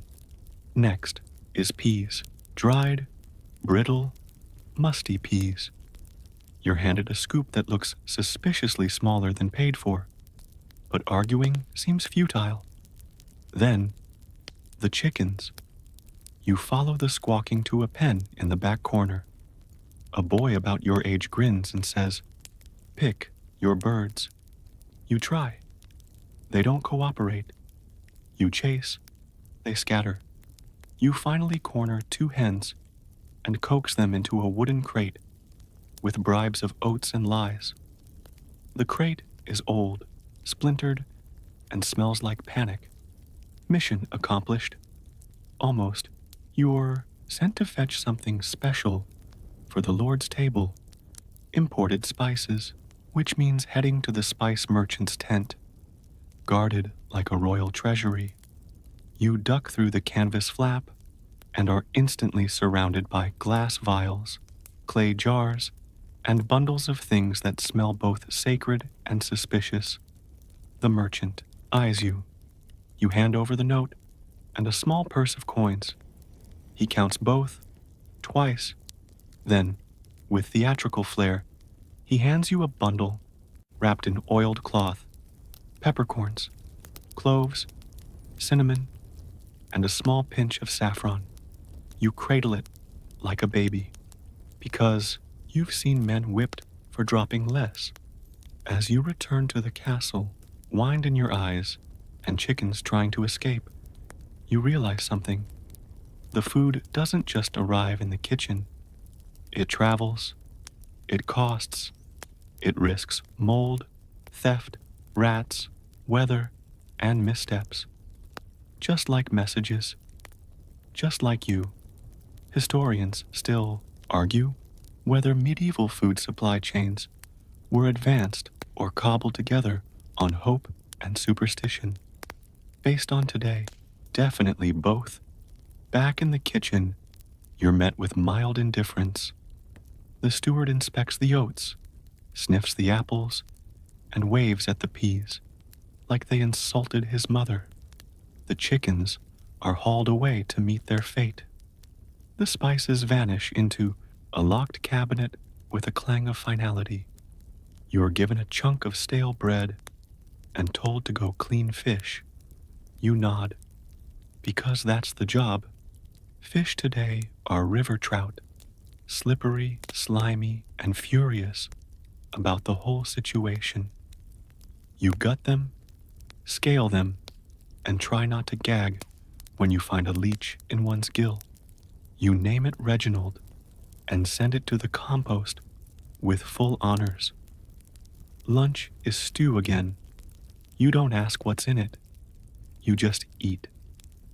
Afternoon brings a surprise. A visiting scribe wants an interview with the head cook. Something about recording culinary knowledge for posterity. The cook wants nothing to do with it and shoves you forward instead.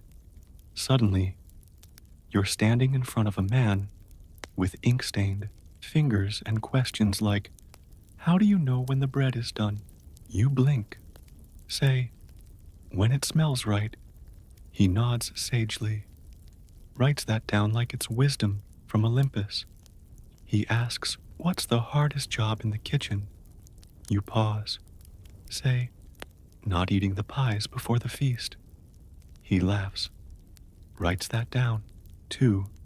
He leaves you with a wax tablet and says, write down any interesting kitchen notes. You nod. Later draw a doodle of a turnip with legs. Dinner prep begins again. You boil grains, peel onions, trim fat off pork haunches, like you're sculpting meat into nobility. The table is set. Again, you clean. Again. By nightfall, your hands ache, your eyes blur, and your hair smells like every ingredient known to man. You curl up in your cot, one chicken, feather still stuck to your sleeve. And in your sleep, you chase apples, and you win. You awaken not to the sound of bells or roosters, but to the unmistakable roar of indigestion echoing through the hallway. Someone had too much pork last night. Again, you sit up, rub your face, and blink at the morning haze sneaking through the arrow slit in the stone wall. It's cold, damp, smells faintly of onion and firewood. Standard castle morning. Today, the cook assigns you to a noble's breakfast, not the lord. Someone lower on the ladder, but still high enough to expect warm bread, soft eggs, and to never, under any circumstances, make eye contact with the kitchen help. The breakfast menu? Modest. For them, poached eggs with herbs, warmed honeyed oatcakes, dried pears rehydrated in wine, and, because it's chilly, spiced milk with nutmeg and a hint of ginger. You marvel, briefly, at how much effort it takes to keep someone from noticing their food is basic. You start with the oatcakes. You grind the oats with a hand quern that has personally ruined several of your knuckles. Add in a pinch of salt, a splash of water, and a drizzle of last season's honey. The mixture gets shaped into cakes and laid gently on the flat stone over the fire.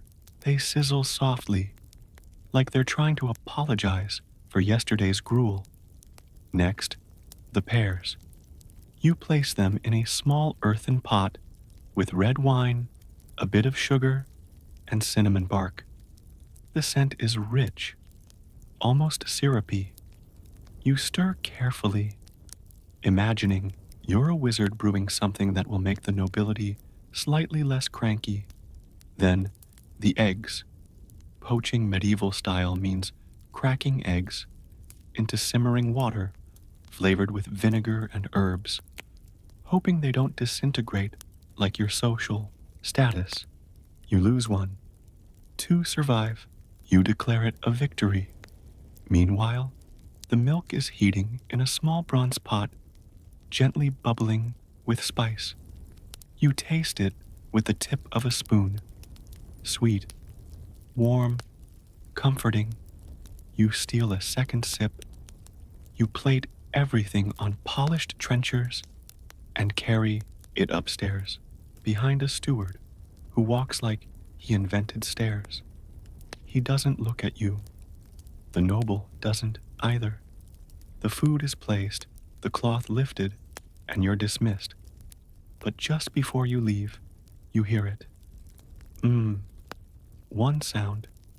That's it, but in this world, it's a 5-star review. You return to the kitchen and are immediately handed a fish, raw, still flopping. You sigh and head to the courtyard well to fetch more water. On your way back, you see a girl dropping something into the castle garden. Bread crusts, leftovers. A squirrel darts out to claim a piece and looks at you like it's daring you to interfere. You don't. Back inside, you're reassigned. Today's midday meal is for the garrison. 40 guards, 3 officers, and at least one man who insists he's allergic to turnips, but still eats them. The menu? Stew. Surprise. But this time, it's thickened with barley and leftover goose fat from the feast 2 nights ago. You cut root vegetables, drop them into a cauldron the size of despair, and stir with a wooden paddle that should really be classified as a weapon.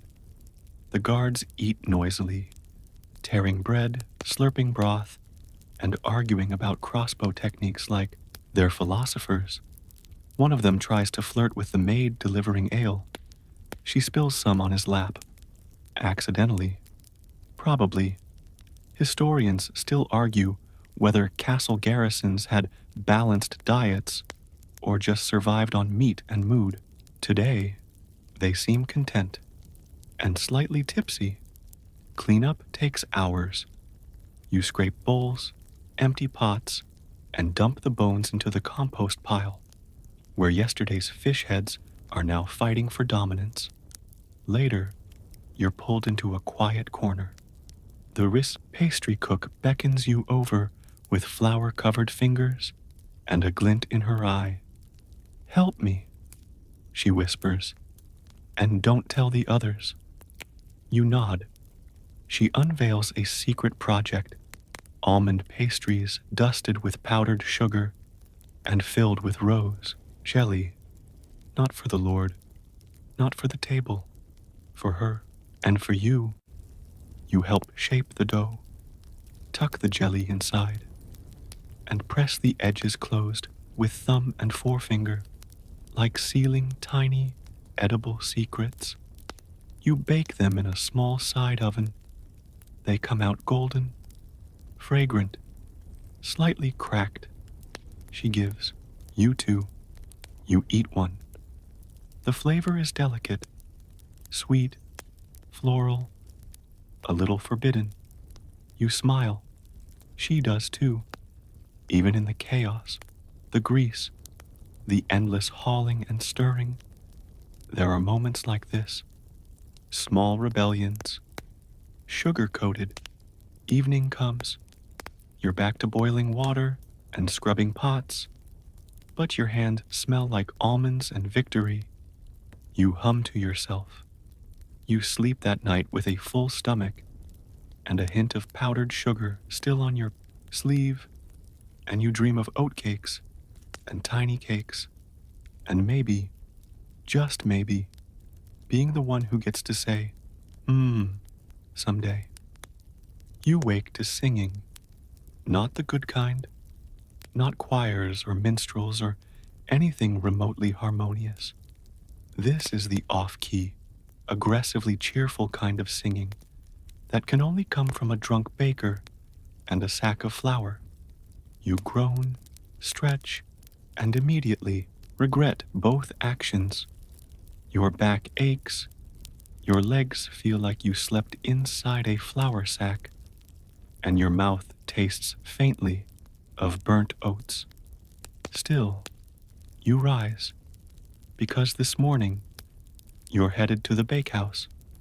The castle bakehouse is a separate stone building, mostly to avoid the whole burning down the kitchen with an over-enthusiastic fire issue. It's early, smoky, and already hotter than a feast hall, full of nobles debating taxes. You're handed a wooden paddle, a chunk of dough the size of your face, and instructions that amount to, don't ruin it. The flour used today is coarse, stone ground, slightly gritty, and suspiciously full of what you hope are just oat husks. You knead it by hand, elbows deep in dough, wondering if your shoulders will ever forgive you. The head baker, missing 2 teeth and all sense of personal space, shows you how to test for readiness. Poke the dough, and if it sighs like a disappointed father, it's ready. You don't ask questions. The ovens are massive, built into thick stone walls, blackened by years of ash and ambition. You feed them with bundles of dried sticks, stoke the fire with a bellows, and toss in a handful of salt for luck. Then comes the loading. You use a paddle to slide shaped loaves into the oven, flat rounds, crusty rolls, and a few pastries if the cook is feeling generous. One loaf slides off the paddle and lands sideways. The baker glares. You smile. He doesn't. While the bread bakes, you're tasked with grinding more grain. You spend an hour turning a hand quern, slowly reducing wheat into flour while your arms hum with pain and your back sings the ballad of poor decisions. Historians still argue whether medieval bread was truly nutritious or just edible ballast. Today, it's both. When the bread's ready, the smell hits you like a warm hug, yeasty, nutty, faintly smoky. You help pull the loaves from the oven with long-handled hooks and stack them in woven baskets lined with cloth. You're allowed to eat one. It's hot, dense, a little chewy, and perfect. Later that day, you deliver baskets throughout the castle. First stop, the kitchens. The cook takes half, growls something about rations, and disappears. Next, the great hall. You carry in a large basket of white bread, softer, finer, made from sifted flour, for the Lord and his guests. You place it on the table with a bow and no eye contact. Always no eye contact. Then, the servants' quarters. This time, it's rye bread. Darker, tougher, less forgiving. The servants tear into it anyway, like they haven't eaten in days. One hands you a wedge of cheese as thanks. It's hard enough to be used as a weapon, but you pocket it, gratefully. You stop by the armory and drop off 2 loaves for the night guard. One of them, chewing thoughtfully, asks if you can get more of the crunchy top bits next time. You nod solemnly. You won't. By evening, you return to the bakehouse to help clean. Ash gets scraped. Tools are scrubbed. The floor is swept with a broom made from stiff bramble branches. You find dough in your hair, soot on your face, and flour everywhere else. The baker hands you something unexpected, a sweet bun, warm and sticky with honey. Don't say I never did anything for you, he mutters, almost smiling. You eat it in silence on the steps outside, watching the castle flicker to life with torchlight. In the distance, a bell rings, a dog barks, someone curses creatively about spilled soup. You close your eyes, just for a moment. You dream of dough rising, loaves cracking, and buns that taste like kindness. And when you wake, you're still smiling. This morning, you're not in the kitchen, not in the bakehouse, not even elbow deep in onions. You're outside, in the garden, which sounds peaceful until you remember it's less flower beds and butterflies and more dig until your fingernails, beg for mercy. The castle garden lies within the outer wall, tucked against a sunlit slope, and carefully watched by both gardeners and hungry birds. You're handed a rusted spade, a fraying basket, and instructions to mind the leaks. But pull everything else that looks ready, which is vague. You start with the carrots. They don't want to leave. They cling to the soil like stubborn toddlers. You tug, twist, mutter threats, and finally pry one free. Short, knobby, and slightly offended. Victory. Next, onions. Easier, but with the added bonus of tearing up like you're attending a very personal tragedy. Leeks, cabbage, garlic, a few parsnips. Everything smells either like soup or regret. You pause to swat away a bee. It doesn't care who you are. Nearby, a cook-maid harvests herbs, sage, thyme, parsley, a few sprigs of mint. She hums as she works, and the sound makes the garden feel less like punishment and more like a small kind of peace until a chicken escapes. Chaos. You and 2 others chase it around the plot like idiots, slipping on mud, diving behind cabbages, and nearly knocking over the rosemary bed. It ends when the chicken hops into a compost pile and looks smug. You're sent to fetch water next. 2 heavy wooden buckets, 1 well, a lot of lifting and swearing. You slosh your way back, arms burning, legs wobbly, and somehow wetter than you were when you left. Back in the garden, the steward inspects your haul. He frowns at a bent carrot, nods at the onions, and mumbles something that might be adequate. You take that as high praise. The produce goes straight to the kitchen, where it's scrubbed, chopped, and thrown into the great bubbling pot of stew. Today's lunch for the workers, soldiers, and 1 very grumpy scribe. You eat yours on a bench, outside, sitting on your heel to stretch out a sore calf. The stew is hot, garlicky, and full of the vegetables you pulled yourself. It tastes like sore muscles and small triumphs. In the afternoon, you're moved to preservation duties, pickling, barrels of vinegar, baskets of turnips, onions, cucumbers, anything that might rot if not dunked, salted, and sealed. The vinegar stings your nose, your fingers prune. You spill a jar, and the smell follows you for the rest of the day. Like a sour ghost, you learn how to layer spices, mustard seed, dill, pepper, and how to weigh down a lid with a smooth rock to keep air out. It's part cooking, part alchemy, and all smell. Historians still argue whether medieval preservation methods were reliable or just wishful thinking, layered with salt. Based on this process, maybe both. Later, you help the cellarer take stock. You descend into the cold, stone-lined belly of the castle, where barrels line the walls, like quiet soldiers, grains, dried beans, salted fish, smoked meat, each labeled with chalk marks, and a prayer. You count carefully, mark the lists, sneak a pinch of dried apple when no one's looking.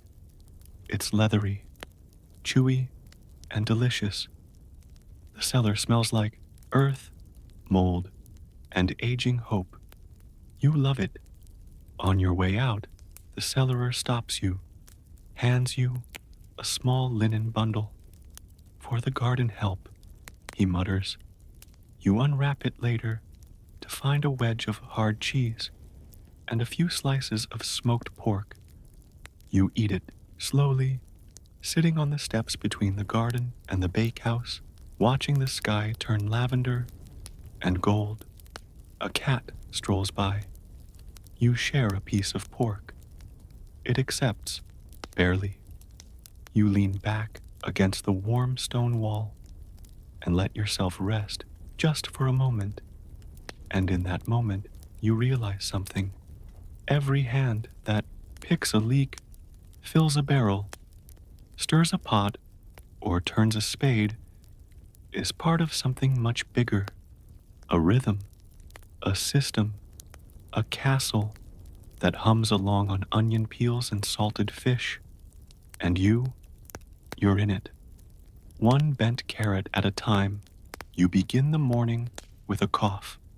The air in the kitchen is thick, thicker than usual. You push through the door and are immediately hit with a wall of smoke, steam, and shouting. Something's burning. Something's always burning. The culprit today, the spit roast. It's feast day, which means chaos. The castle is expecting guests, important ones. A minor noble from the coast, his entourage, and a monk who apparently hasn't eaten meat in 3 months and intends to fix that in 1 afternoon. The kitchen is already alive, and by alive, you mean a creature with 20 arms, 10 voices, and no patience. You're immediately assigned to fire duty. The great hearth spits, sparks as you stoke the coals and turn the roasting pole with your bare hands and a prayer. On the spit, 2 fat geese slowly spinning, dripping fat into a pan below. You baste them with a bundle of herbs dipped in wine, watching the skin darken, blister, crisp. The smell? Absolute torment. You're not allowed to taste it. Not yet. Next, the pastry corner. A flurry of flour, eggs, and frustration. You're pulled in to crimp crusts for meat pies, venison and mushroom, spiced beef and onion, pigeon and prune. The dough is sticky. The filling smells so good, it makes your teeth ache. One cook mutters a charm over the pies before they go into the oven. You pretend not to notice. Superstition is as baked into this kitchen as the bread. In the corner, someone is slicing pears for a tart. You swipe a slice. It's sweet, sharp, worth the glare you get in return. You're sent to polish trenchers next. Those flat rounds of stale bread, used as medieval plates. You brush crumbs, scrape mold, and stack them like edible coasters. Later, they'll be soaked with gravy and handed to servants or the poor, or tossed to the dogs. Historians still argue whether trenchers were ever actually eaten by nobles or just used and discarded. Today, they're one soggy mishap away from disintegration. Midday approaches. The dining hall must be ready. You carry heavy platters up winding stone stairs, balancing goose, pies, loaves, and what might be an entire fish encased in jelly. You don't ask questions. You don't look directly at the fish. The great hall is lit with flickering torches and smells like oak smoke and roasted meat. Long tables groan under the weight of food. Pewter goblets shine. A minstrel's lute is already plinking in the corner. You slip in, place dishes, step back, invisible. The nobles arrive. Their clothes swish like flags. They sit, nod. The monk looks at the goose, like it's salvation. And then, the feast begins. You're not in the room to see it. You're back in the kitchen, scrubbing pans, flipping pies, refilling trenchers, and being shouted at for something involving insufficient salt application. You sneak bites when you can. A bit of pheasant here, a spoonful of gravy there, a chunk of honey-glazed carrot that tastes like a festival. Late in the evening, you're allowed to eat what's left. Not much. A cracked pie, a piece of bread with a single plum wedged inside, some drippings. You sit with the scullions on the floor, near the back hearth, sharing food, stories, and exhaustion. Someone passes around a bottle of something strong. You take a sip. It tastes like apples, regret, and distant fire. You don't care, because your stomach is full. Your hands are warm, and you're surrounded by the other invisible gears of the feast machine. You laugh at a joke about goose bones. You watch the flames flicker. You fall asleep sitting up, dream of pears, and pies, and a day when someone else turns the spit. You wake with a start, your back pressed against the hearthstones, now cold. Someone's thrown a ragged blanket over your shoulders, probably the cookmaid with the sharp elbows and the soft heart. You blink, stretch, and wince. The feast is over.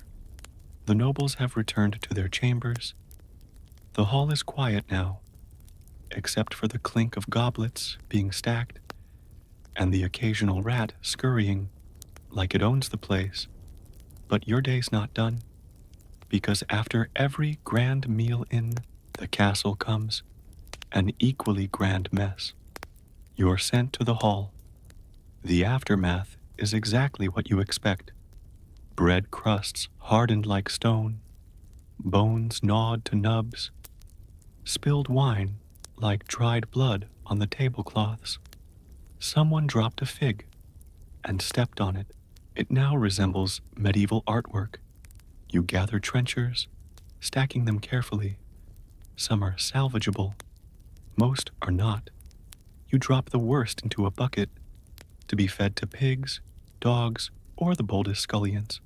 Then the dishes, pewter plates, wooden bowls, knives sticky with congealed gravy.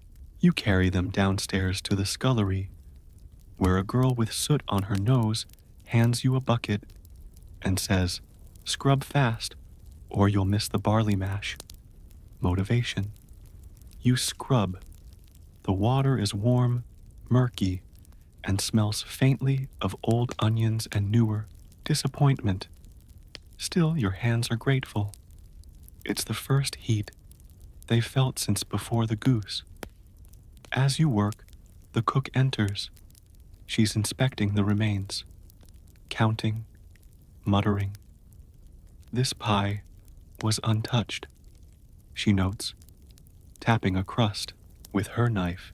They didn't touch the eel either. You try not to smile. You were the one who said eel and plums don't mix. She turns, narrows her eyes. Next time, less vinegar. You nod. She exits. You finally get your barley mash. Lukewarm, slightly overcooked, but deeply satisfying. You eat it with one of the other kitchen lads in silence. The kind of silence that says, "We survived another feast." Later, you help with the ale barrels. Ale is everywhere in the castle. Weak ale for breakfast, stronger ale for feasts. Even the servants drink it, safer than most water. You roll the casks, carefully, checking for leaks, then siphon what's left into wooden mugs. The last barrel gives you trouble. The spigot sticks. You nudge it, tap it, it bursts. You're drenched. Ale clings to you like betrayal. Everyone laughs. You do too. Eventually, you change into a spare tunic. A rough, itchy thing with mysterious stains. And return to the hall to help reset for tomorrow. Benches are pushed back. Tables wiped down. The floor swept. The minstrel's lute is still sitting in the corner. You pluck a string. It twangs.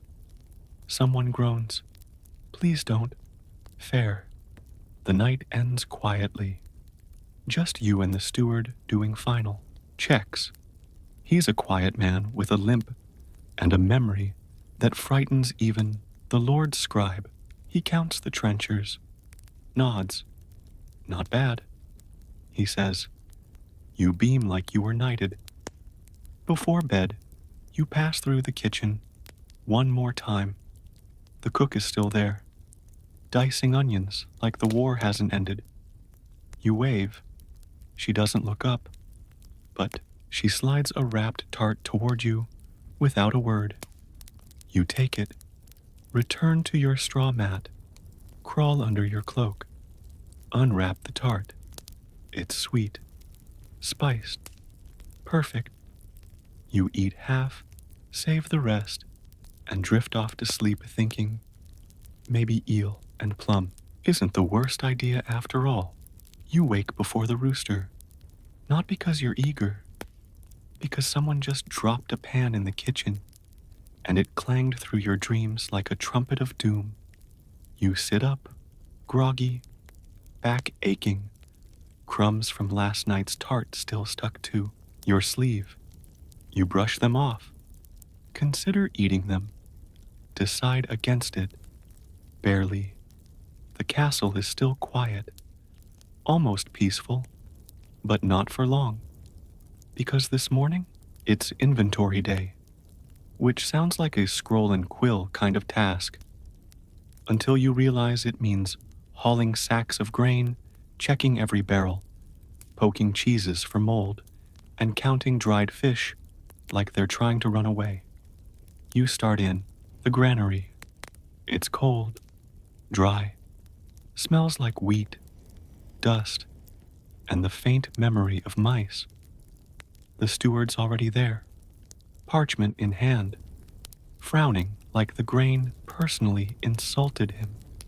You climb a ladder, open sacks, scoop, weigh, record, repeat. By mid-morning, your arms feel like soup. Next, the smokehouse. It's darker than you remember. Rows of sausages hang like strange chandeliers, sides of bacon, racks of dried herbs.